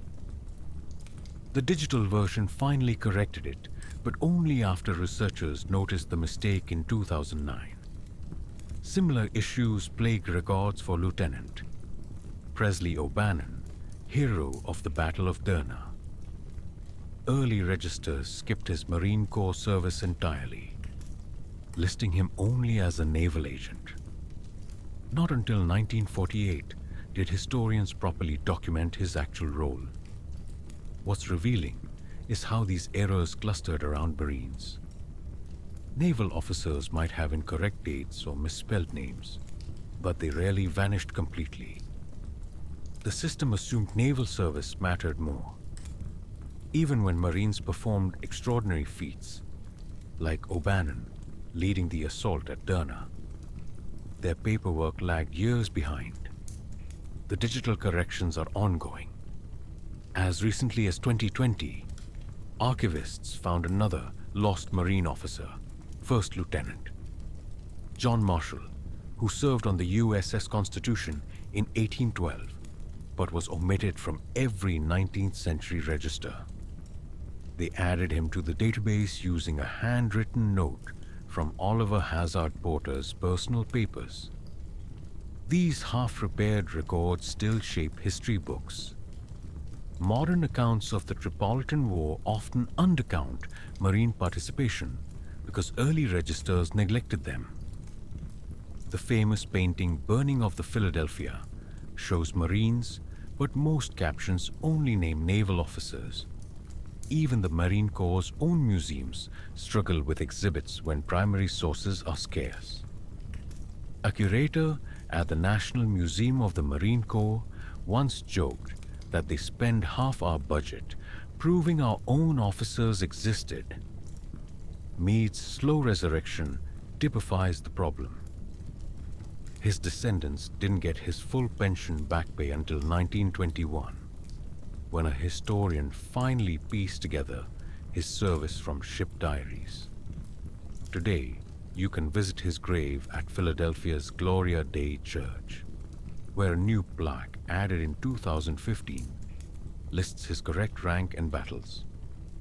But for every Meade restored, dozens remain incomplete. The digital records include at least 30 Marine officers from 1798 to 1815, marked service dates uncertain because the original registers ignored them. Their stories still wait in archives no one's had time to search. The Navy's bureaucratic blind spots created these gaps, but the Marine Corps shares blame. Early commandants didn't demand better record keeping, assuming the Navy would handle it. Not until 1834 did Marines start keeping separate rosters. By then, men like Meade were already fading from memory. Now researchers play catch-up, combing through pay vouchers and court-martial transcripts for scraps these officers left behind. The digital age helps, but it can't undo 2 centuries of neglect. These vanished Marines matter because they redefine early naval operations. We picture the age of sail as entirely naval, but Marines made up 15 to 20% of most crews. They guarded powder magazines, led boarding parties, and maintained order, critical roles that registers ignored. When Meade drilled his men on the Philadelphia's deck, it wasn't busy work.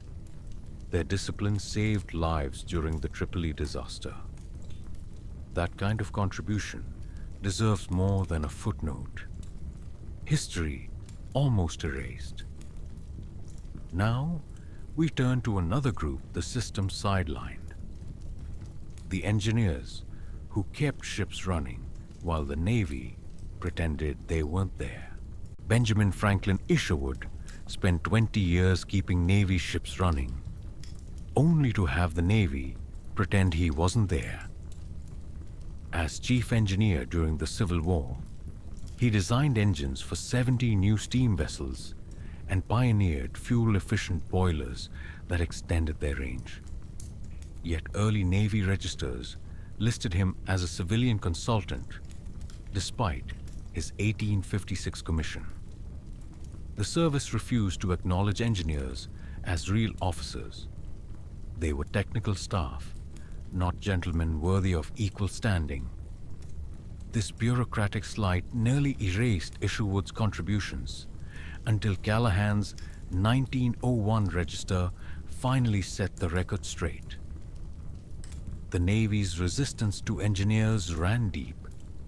When Isherwood joined in 1844, the service still considered steam power a passing fad. Sailors mocked engineers as coal heavers and greasers, refusing to salute them. Regulations barred engineers from commanding ships or wearing proper uniforms. The 1848 Mecklin and Winder Register reflected this bias. It grouped engineers separately from line officers, listing them after surgeons and chaplains. Isherwood appeared on page 217 as B.F. Isherwood, third assistant engineer. With no mention, he'd already redesigned the USS Princeton's propulsion system. The message was clear. These men weren't real naval officers. Isherwood's innovations made the Navy's dismissal absurd. His horizontal direct-acting engines powered the entire Mississippi River fleet during the Civil War. Ships with his designs could travel 2,500 miles without refueling, a game-changer for blockading southern ports. Yet the Navy's 1864 register downgraded him to acting engineer, ignoring his actual rank of Chief of the Bureau of Steam Engineering. Official reports credited ship captains with victories while omitting that Isherwood's engines made those victories possible. The records tell a story of gradual, grudging acceptance. Maclean and Winder's 1848 register at least included engineers, however poorly. By 1862, registers listed them by rank from third assistant to engineer-in-chief, but still segregated from line officers. Isherwood's 1866 promotion to Commodore should have settled the matter. Yet the Navy continued listing him separately. When he retired in 1884, after 40 years' service, the annual register still didn't group engineers with other officers. This wasn't just oversight, it was policy.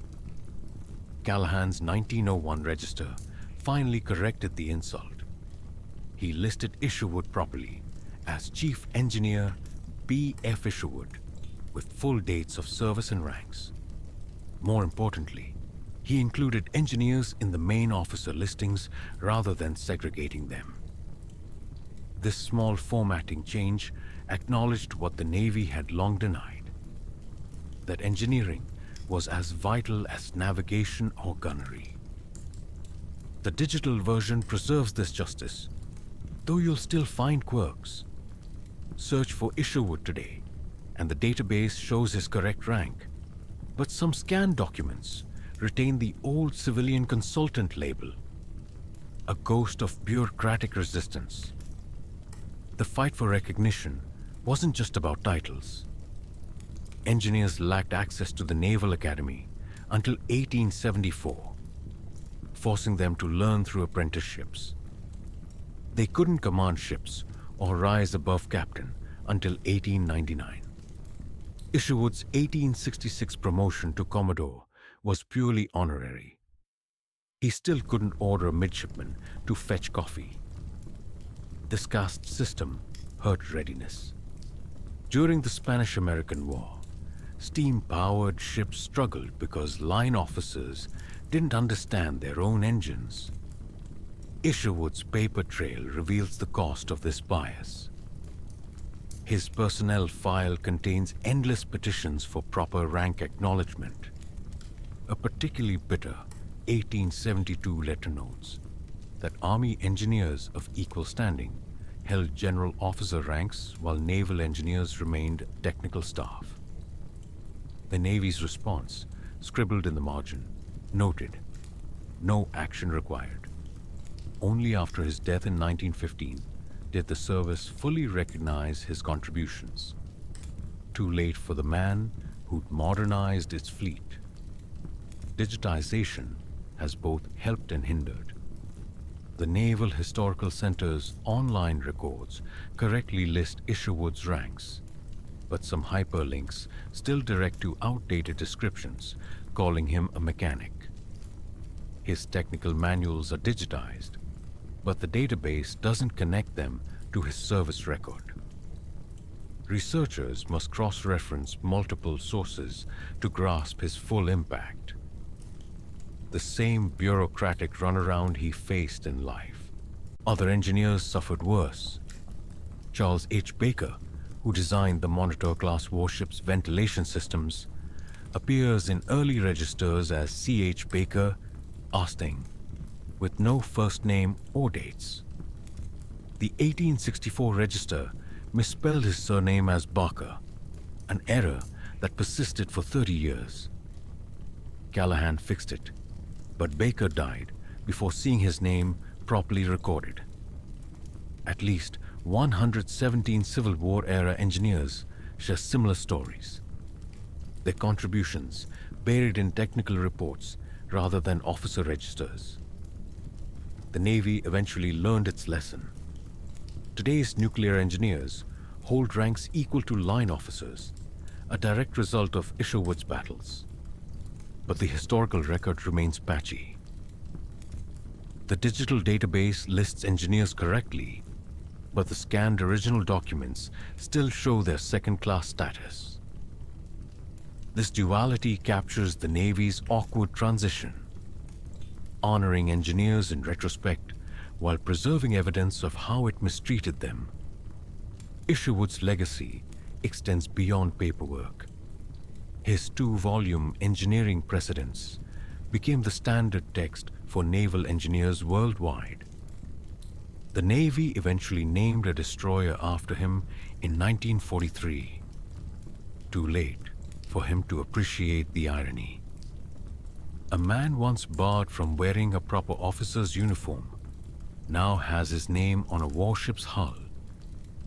The registers tell this story in their structure. Mecklin and Winder's 1848 separation of engineers, Hammersley's 1882 partial integration, and Callahan's 1901 full inclusion trace the Navy's slow acceptance of technical expertise. What looks like dry bureaucratic evolution actually records a cultural revolution. The moment steam overcame sail, and the men who made it work forced the Navy to acknowledge their worth. Next, we'll see how these bureaucratic shifts affected another group, the officers who spent entire careers waiting for promotions that never came. Their stalled trajectories reveal how the Navy's rank system actually worked behind the paperwork.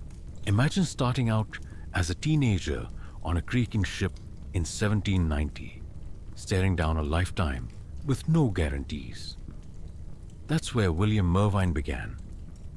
Just 14 years old, appointed as a midshipman, the lowest rung in the Navy's hierarchy. Back then, midshipmen weren't cadets with clean uniforms on training ships.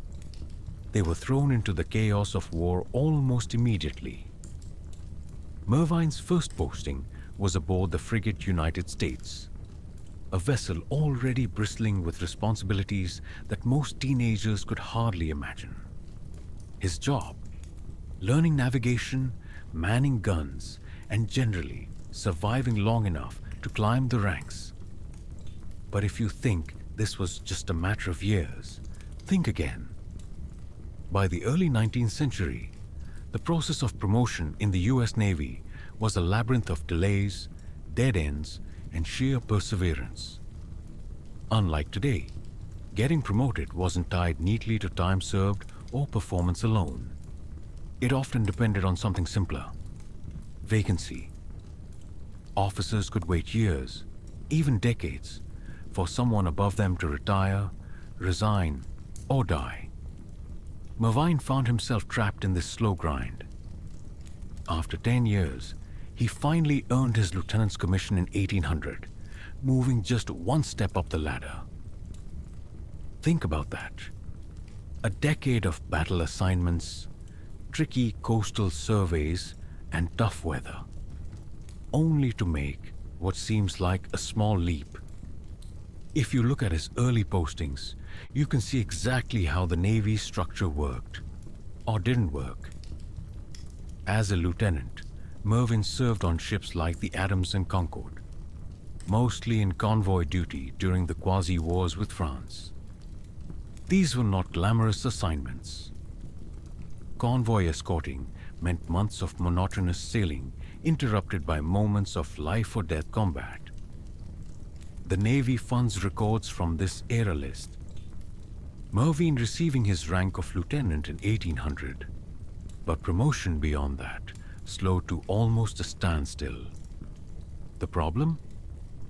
A permanent officer corps bottlenecked at the top. There were only so many captains commanding ships, and another lieutenant's career had to stall if slots didn't open. It wasn't just Mervyn.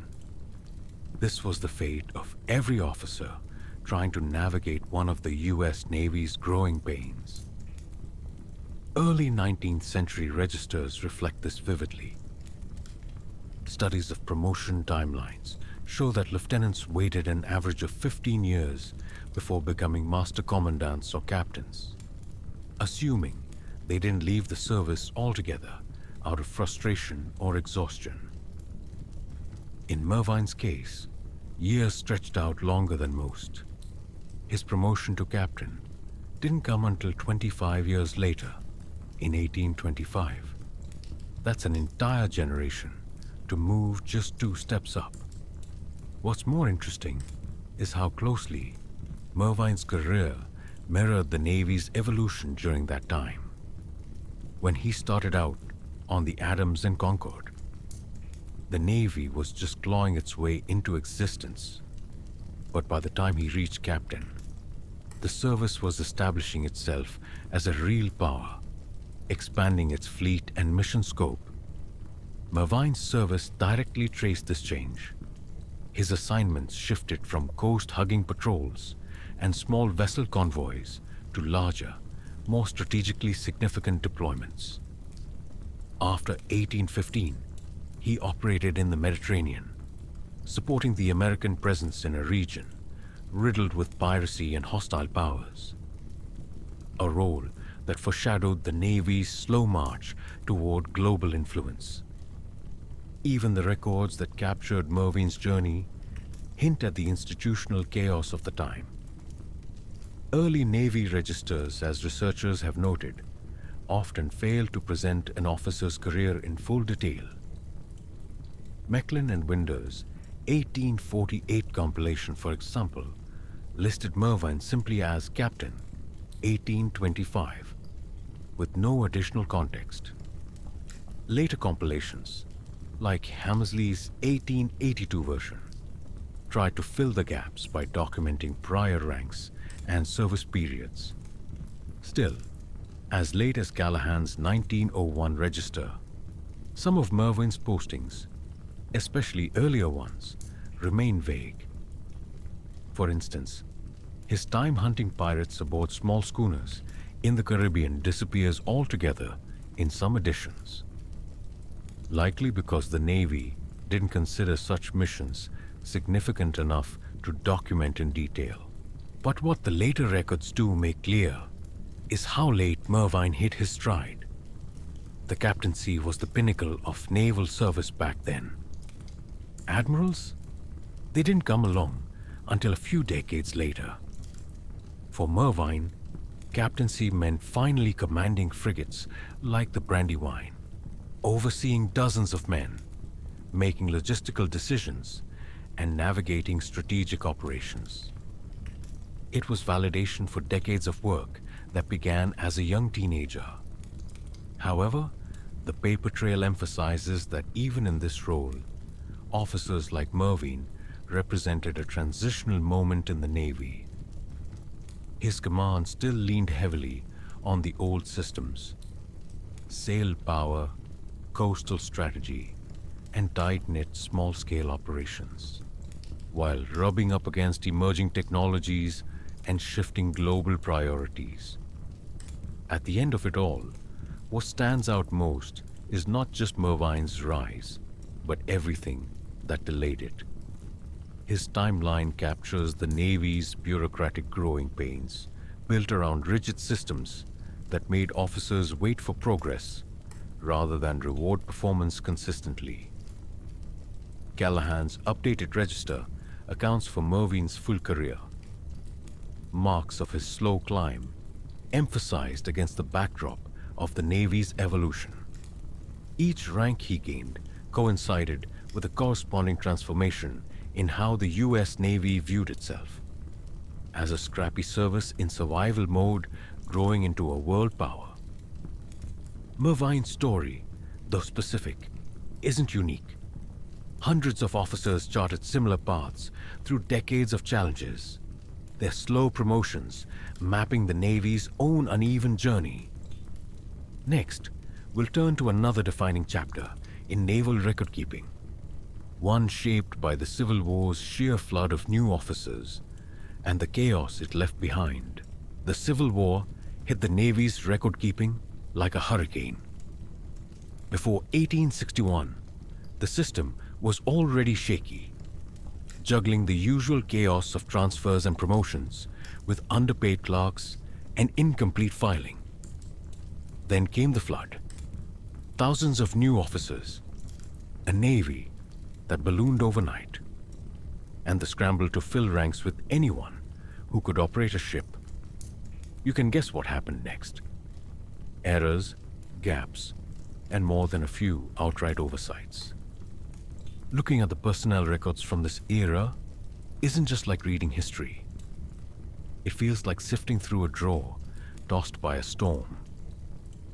For one, many officers simply disappeared from the official registers. When the Navy's size skyrocketed, going from 9,000 men to over 58,000, paperwork couldn't keep up. Names got lost between departments or left off entirely. Take Acting Master Ezra Coffin, a former merchant captain recruited for his sailing prowess. He commanded Union blockading ships through the war, but didn't show up in the 1863 register.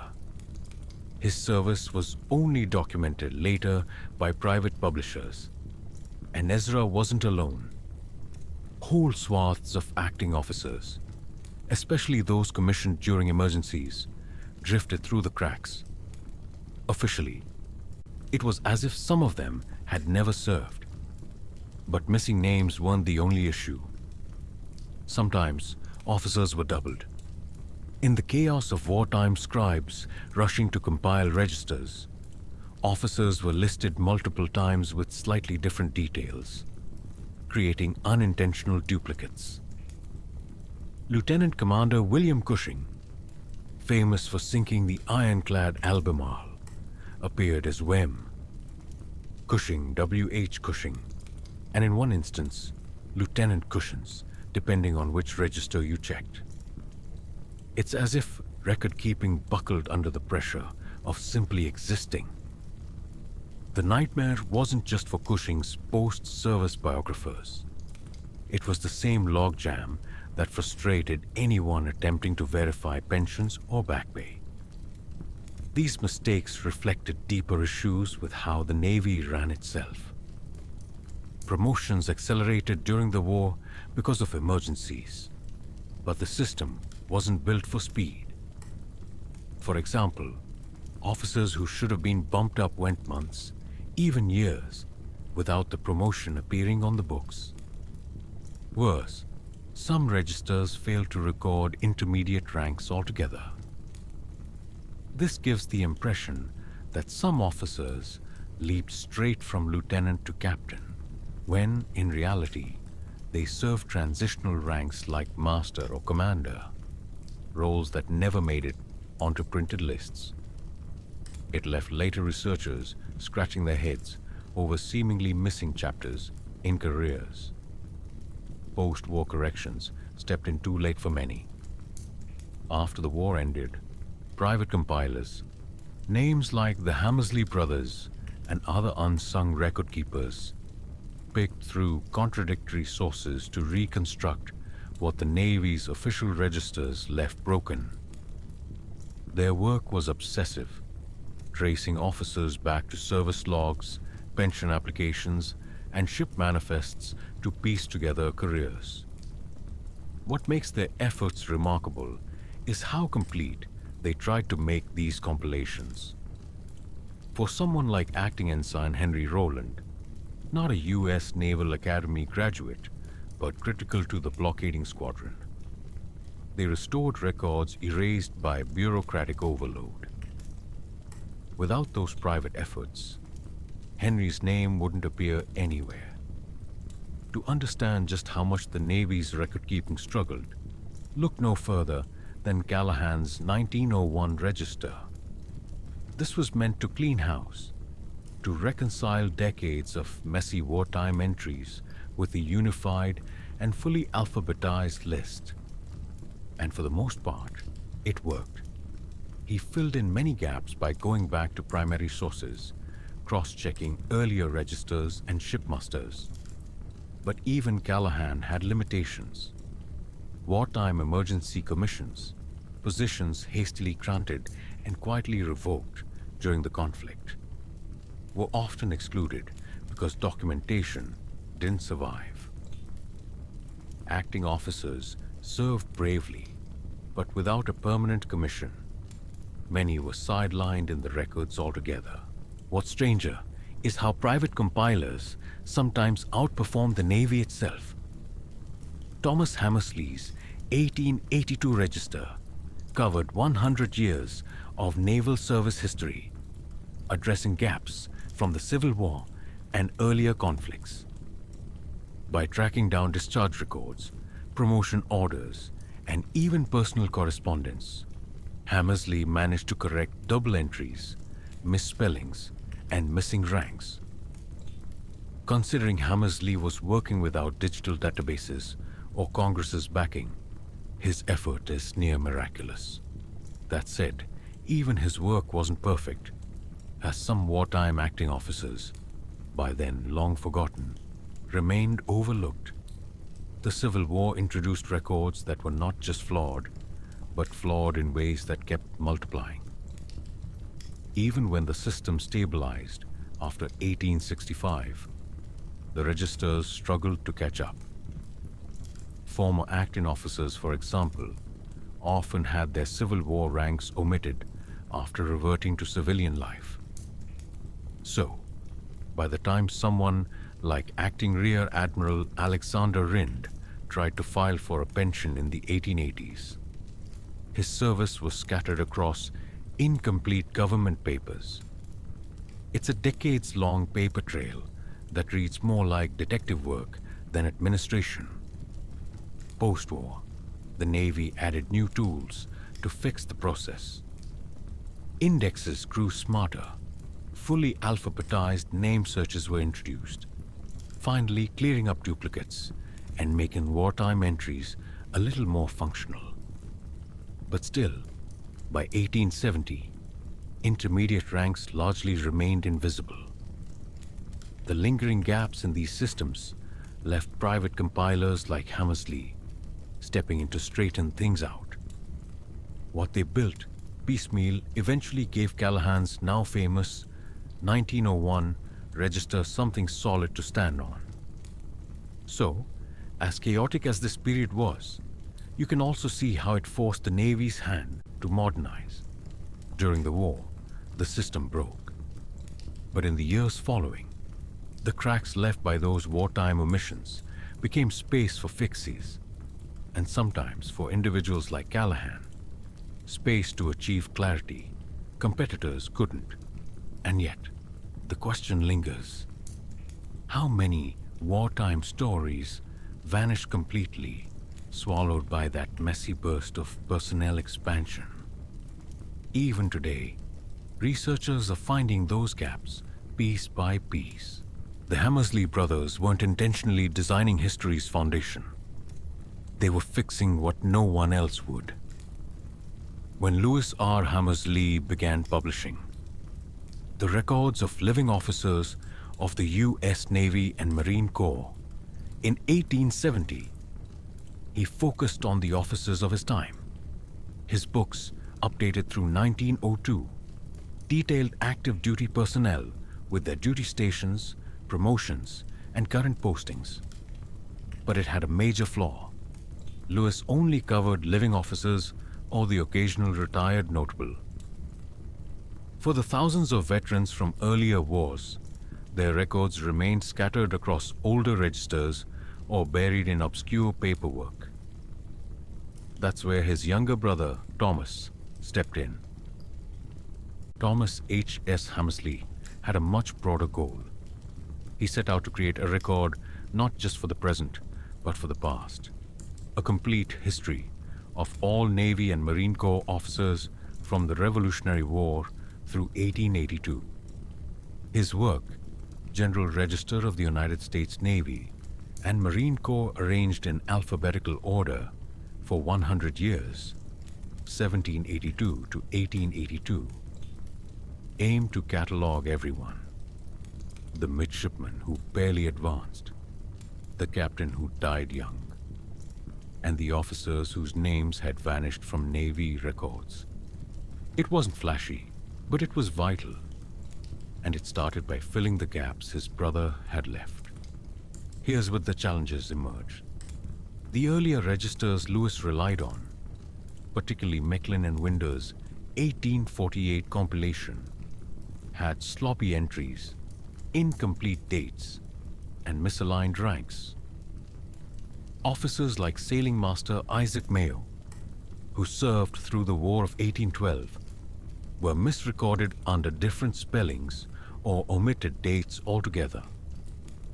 Callahan's 1901 register later recognized that these foundational errors lingered because Lewis worked under constraints. His focus was on the snapshot of active personnel, not exhaustive corrections, but Thomas wanted more than coverage.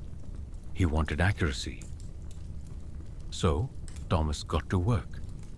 Using Navy Department manuscripts and help from Marine Corps staff, he started transcribing original documents. These weren't neatly filed service records either. What Thomas had access to were fragments, ship manifests, correspondence, shards of registers that hadn't been officially preserved. His entries aimed not just for inclusion, but for visibility. Where a prior register might list Edward Preble as Commodore 1804, Thomas fleshes out dates of service and commands. Preble's role in building up Mediterranean forces appears clearly documented, where previous registers clipped him to a single line. It makes officers like Preble, often mistreated by summary records, feel like actual figures, not just names on paper. What really set Thomas apart was his insistence on arranging everything alphabetically and chronologically. This might sound obvious now, but registers before his tended to group officers by rank first, meaning you had to already know their career status to find them. If a lieutenant commander had been demoted briefly during a disciplinary action or stalled in an obscure posting for years, earlier registers might split his career into multiple disjointed sections. Thomas corrected these inefficiencies at immense detail, like an archivist stitching together one continuous thread for each officer. Take another example, Commodore James Barron. Previous records botched significant chunks of Barron's career, listing his captain's commission incorrectly and skipping key interim commands as he bounced between the Tripolitan War and post-1812 coastal service. Thomas's 1882 register included those lost commands and added resignation dates where incomplete data had once created gaps. He improved clarity without sacrificing scope, ensuring each officer was treated thoroughly, even if they had fallen into historical obscurity. But the task wasn't just about fixing errors. It was about bridging a century's worth of change. Officers like Samuel Tucker, a Revolutionary War captain, weren't just names from ancient registers. They were among the names Thomas restored to active historical memory. The reconstructed careers gave continuity to what had previously been disconnected fragments of U.S. naval history. It blurred no lines between rank types, connecting specialists like naval constructors and chaplains with their peers in active command. And yes, many of these fleshed out stories were just footnotes to larger events, but Thomas treated them with the same care, knowing they stitched together a fuller image of the Navy's development. What's fascinating is how two brothers approach the same subject, Navy records, but from polar opposite angles. Lewis wanted to capture the present-day working structure. Thomas looked at it generationally, writing for future historians and compilers like Callahan. In fact, Callahan's 1901 register flat out borrowed Thomas's organizational style wholesale. Much of what we think of as comprehensive Navy registers owes its formatting, and even some of its research, to Thomas's efforts in 1882. Quotes in Callahan's preface acknowledge Thomas's compilation while keeping errors intact. The organization essays Thomas added to his register appeared word for word in Callahan's, with only updated years to reflect newer data. Still, those errors lingered. Critical details sometimes remained unchecked. For instance, cross-references from specialists like Marine officers to their Navy counterparts were left weak and buried. It wasn't that Thomas overlooked them. Errors stemmed largely from original Navy archives never being fully cross-consulted. Sometimes, the burden wasn't his to bear. Together, though, Lewis and Thomas created a layered cooperative system. Lewis's focus on contemporary accuracy, paired with Thomas's historical depth, made the Hammersley compilations greater than the sum of their incomplete parts. Work that Callahan ultimately refined in 1901 still relied on gaps filled by Thomas's alphabetical clarity. Ensuring the names of forgotten officers stayed in the conversation preserved past a century's mishandling. Their teamwork brought structure to the Navy's chaos, one error, one addition at a time. It's fitting that Edward Callahan, building on their work, transformed it into something even more permanent. Edward W. Callahan wasn't setting out to rewrite Navy history. He seemed more like the type of guy who just couldn't leave a project unfinished.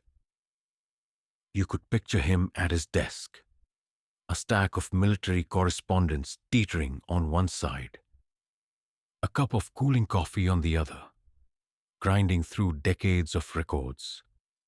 His 1901 list of officers of the Navy of the United States and of the Marine Corps from 1775 to 1900 didn't just organize names and dates.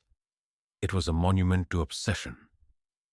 Callahan worked from the heart of Navy bureaucracy as the registrar of the Bureau of Navigation. That position gave him something most compilers lacked: direct access to the Navy's internal records. He could pull original commission letters, cross-check ship assignments, and even scan payroll ledgers. His position meant he wasn't chasing scraps or guessing at timelines. But having access and knowing how to use it are two very different things. What set Callahan apart wasn't just the depth of his sources, but his near ritualistic attention to cross-referencing decades of prior registers. Documents that most clerks might skim: dismissals, short-term commissions, court-martial results.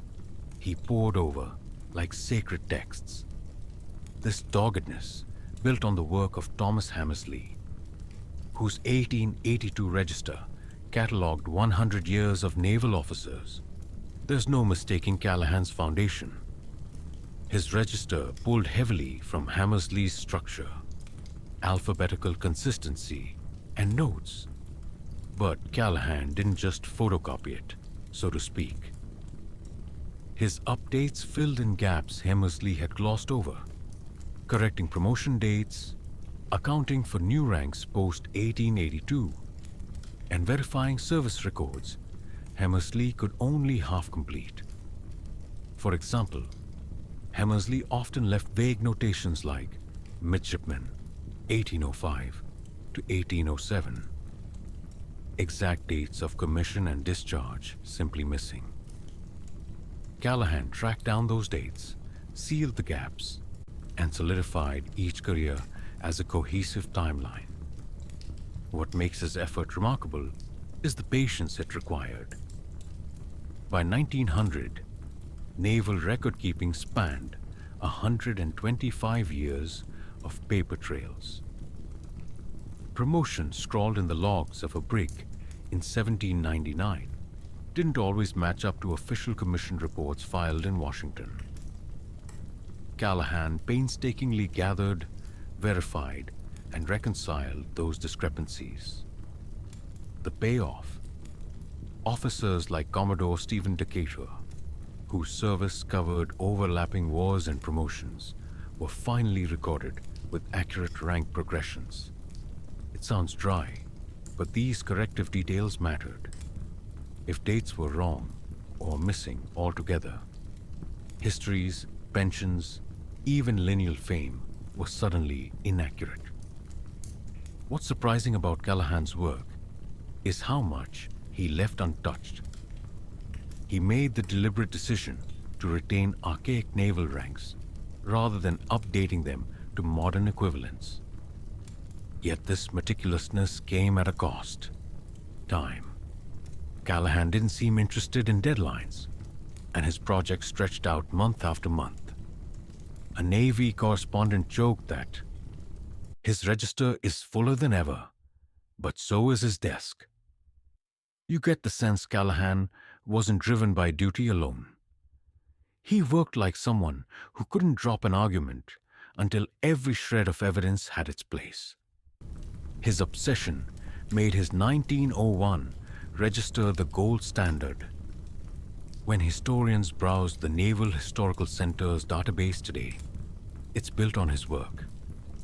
His choices, keeping old rank titles intact, organizing officers synchronously by career milestones, correcting omissions, still echo in digital form.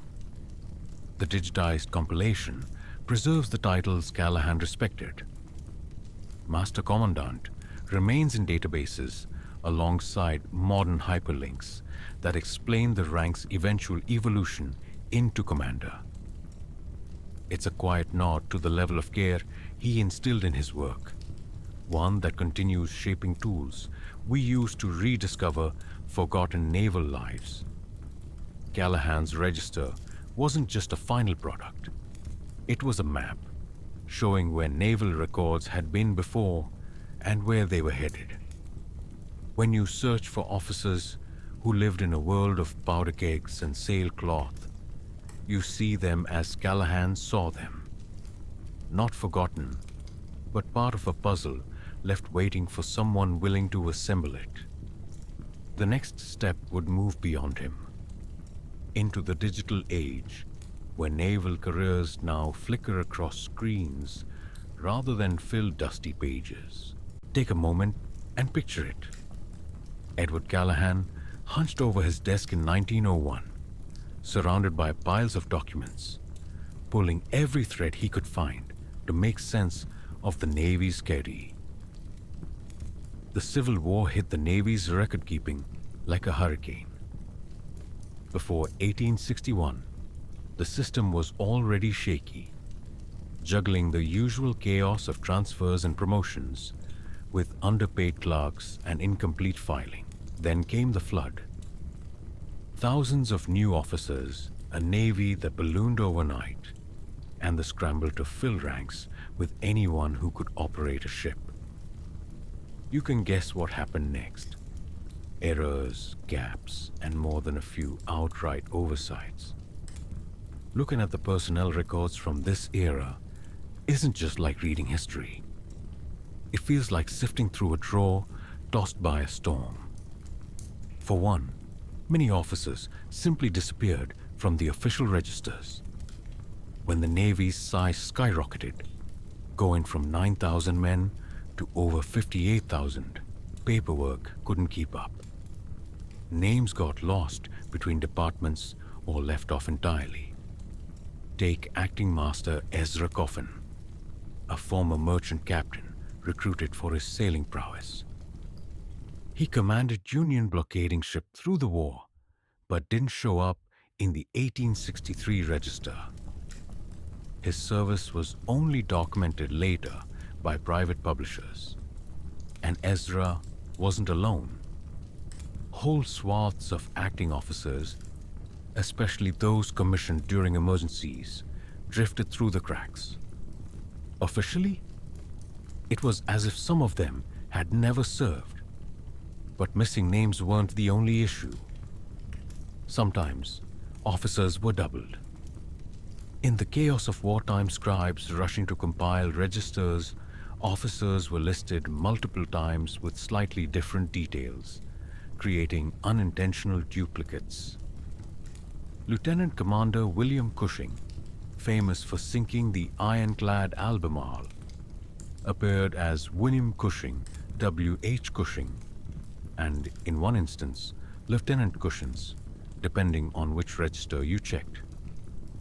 It's as if record-keeping buckled under the pressure of simply existing. The nightmare wasn't just for Cushing's post-service biographers. It was the same logjam that frustrated anyone attempting to verify pensions or back pay. These mistakes reflected deeper issues with how the Navy ran itself. Promotions accelerated during the war because of emergencies, but the system wasn't built for speed.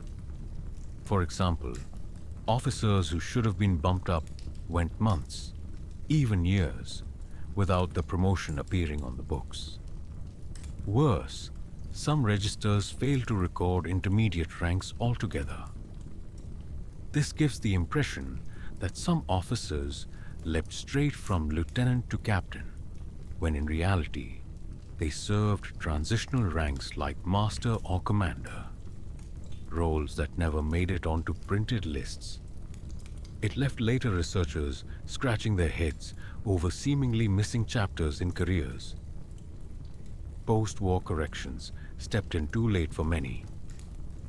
After the war ended, private compilers, names like the Hammersley brothers and other unsung record keepers, picked through contradictory sources to reconstruct what the Navy's official registers left broken.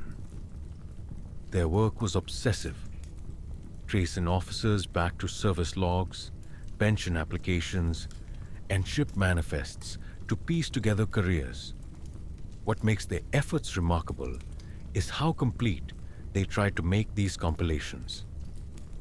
For someone like Acting Ensign Henry Rowland, not a U.S. Naval Academy graduate, but critical to the blockading squadron, they restored records erased by bureaucratic overload. Without those private efforts, Henry's name wouldn't appear anywhere. To understand just how much the Navy's record-keeping struggled, look no further than Callahan's 1901 register. This was meant to clean house, to reconcile decades of messy, wartime entries with a unified and fully alphabetized list. And for the most part, it worked. He filled in many gaps by going back to primary sources, cross-checking earlier registers and shipmasters. But even Callahan had limitations. Wartime emergency commissions, positions hastily granted and quietly revoked during the conflict, were often excluded because documentation didn't survive. Acting officers served bravely, but without a permanent commission, many were sidelined in the records altogether. See records. Fast forward to our era, and his painstaking work now exists in a form he likely never imagined. Searchable and clickable, living online through the Naval Historical Center's digitized version. Researchers, students, or just curious minds can now type a name into a search bar and pull up entire careers that once sat buried in library shelves. But making something more accessible doesn't necessarily mean it becomes perfect. In fact, some of the original mistakes, those tiny slips in Callahan's grand effort, came flooding to the surface all over again. This digital resurrection wasn't a small project. It involved multiple branches of the Naval Historical Center, including the early history, operational archives, and Navy Department library. They even had volunteers help sift through the records, transforming Callahan's long, dense book into something searchable takes more than just scanning. They had to tag, format, and stitch these entries into a functional online database. But the result is huge. Callahan's list isn't just preserved, it's a tool in its own right, reimagined for modern research. Still, this project shines a very bright light on the little glitches sitting in Callahan's work. Some mistakes were issues of the original 1901 publication. Misspelled names, officers who were listed twice under different ranks, or gaps where records were lost over decades. Acting Lieutenant Samuel Nicole, for example, was listed in the original compilation, but digitization flagged several mismatches in his service dates.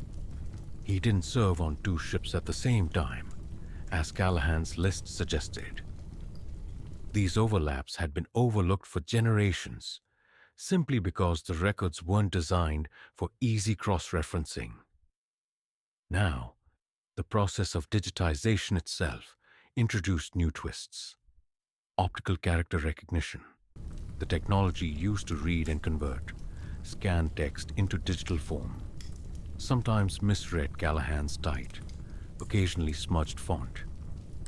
This led to quirky mistakes like Wem, Bradbury, appearing as Button Bradbury, and subtler variations caused certain officers to become invisible to basic searches. It's the kind of frustrating error that makes you sympathize. You fix one problem and create another in its place. But what makes the online version of Callahan's work truly valuable are the connections. The Naval Historical Center didn't just upload the list as a standalone database. They went a step further by layering in hyperlinks that let users dive deeper into topics or individuals. Click on the name Percival Drayton, and it doesn't stop at listing his rank progression.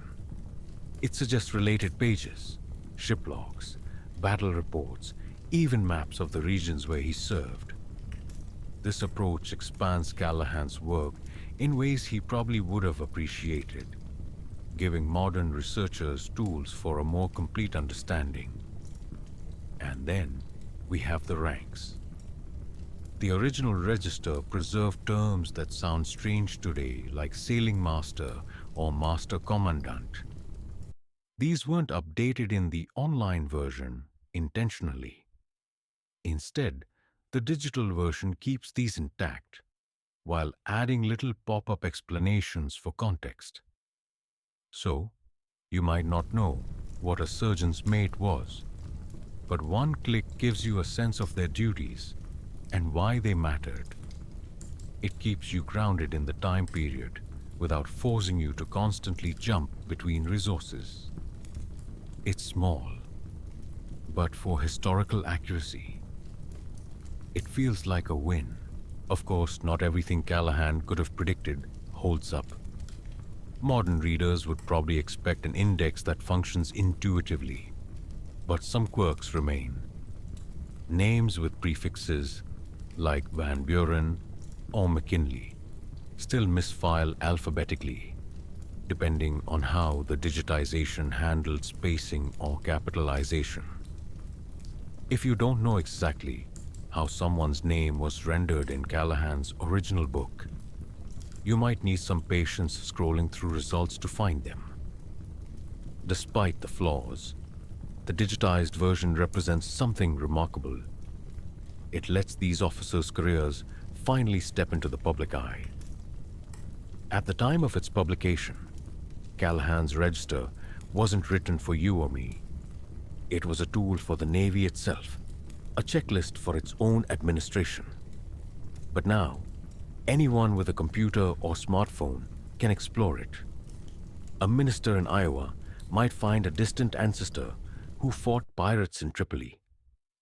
A high school student could type a single name and stumble into the daily log of a sloop of war stationed in the Caribbean. Access like this reshapes how history feels. Less locked away, more alive. What's fascinating is how digitization opens the door for new discoveries. Researchers have already found errors in Callahan's work, like mismatched dates for officers who jumped between services, or missing names from wartime emergency commissions. These aren't moments of discredit. They're opportunities to refine what Callahan left behind. The foundation he built has room to keep growing as technology and research abilities evolve. The stories Callahan tried to preserve aren't just fragments in an old book anymore. They've been given a new kind of permanence. But the funny thing? That sense of permanence still comes with all the edges of human imperfection. Maybe that's the real legacy of Callahan's effort. Not just the names and titles he recorded, but the proof that history and memory remain ongoing projects, shaped by whoever decides to pick up the task next. And now, with a few clicks, that might even include you. Close your eyes for a second and think about a ship out at sea in 1812. The broad sails catch the wind, the deck's alive with crew, and the captain stands firm, commanding attention. But behind him are officers you don't hear about, the ones carefully setting the courses, laying gunpowder trails, and ensuring supplies don't run dry. They weren't the household names of naval history. Yet without them, battles would have been lost, ships stranded, and campaigns failed. Even the smallest decision they made, say, rationing water over a long journey, could tip the scales between survival and disaster. These figures, the forgotten officers, were the backbone of the Navy, even as history cast them into shadow. You might wonder, does their absence from popular accounts really matter? It does. Focusing on big names like Perry or Farragut creates an incomplete picture. A polished highlight reel instead of the full documentary. Historical memory distorts when the narrative tilts toward the famous. It teaches us this false idea that one or two iconic heroes shaped events, while the contributions of countless others barely mattered. That distortion doesn't just feel unfair on a human level. It undermines our understanding of how the Navy actually worked. Daily decisions, where coat button shortages slowed uniform production, or when a master commandant reorganized a crew to maximize efficiency, never make the history books, but they shaped naval policy brick by brick. Take Charles Stewart's famous role as captain of the USS Constitution.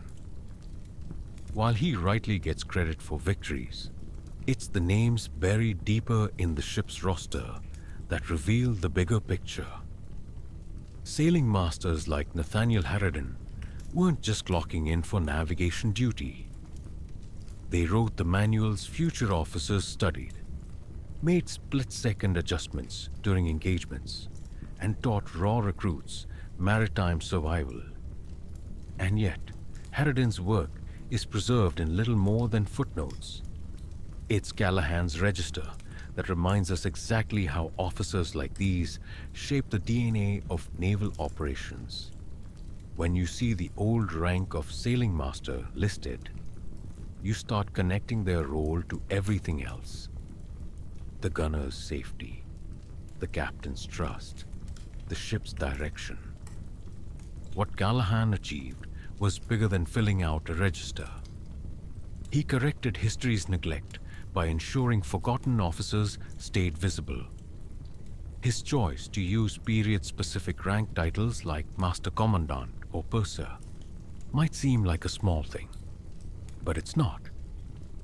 A modernized version of his list might have streamlined ranks under today's labels, calling every mid-level officer a commander and calling it a day.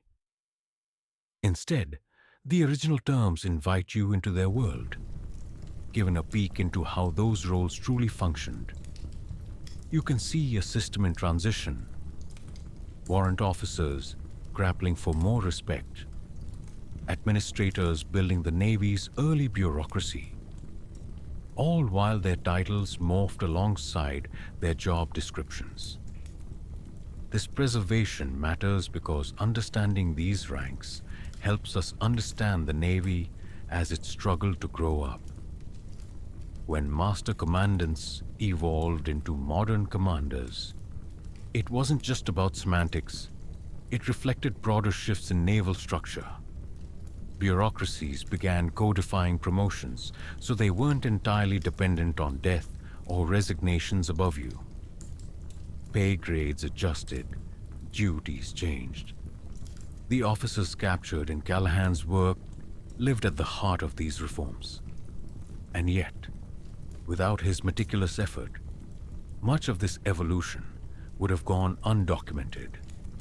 Small stories would have disappeared entirely, blotted out under the weight of institutional oversight. But here's the stunning irony.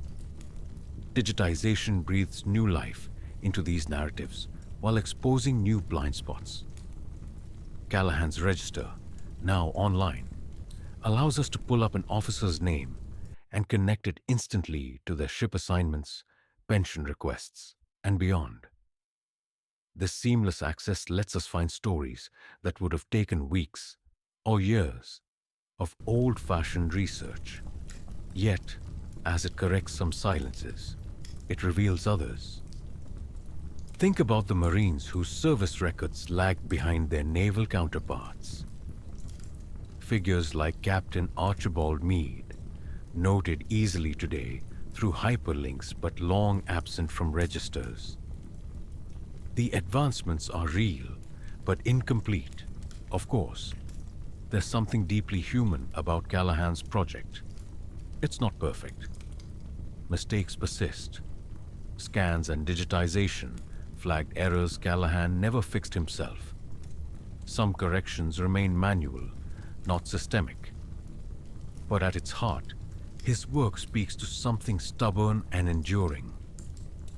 The desire to preserve names that history might toss aside. When we read about an obscure sailing master navigating a perilous shoal without fanfare, or a lieutenant fending off court-martial unfairly, we unearth how the Navy functioned as an entity. Not as a legend-making enterprise, but as a collection of individual lives, skills, and sacrifices.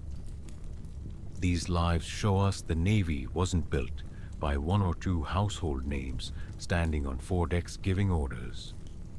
It's a story far more collaborative and more chaotic than those clean narratives suggest. Remembering these officers, recording their promotions and setbacks, isn't just keeping numbers straight. It's honoring the collective effort that shaped the Navy and what it became. Without them, we're just retelling the same top-down stories. And that's not history. It's omission. Close your eyes, just for a moment, and picture them. Men in crisp blue coats, navigating treacherous seas and endless bureaucracy. Their names, master commandants, sailing masters, those you've likely never heard before, live on thanks to Edward Callahan's painstaking 1901 register. His work wasn't perfect, but it made sure these officers wouldn't vanish entirely. Now digitized, these records anchor their ranks and sacrifices firmly within history's reach, even as some errors linger.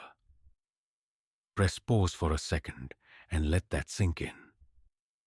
Forgotten names, rediscovered.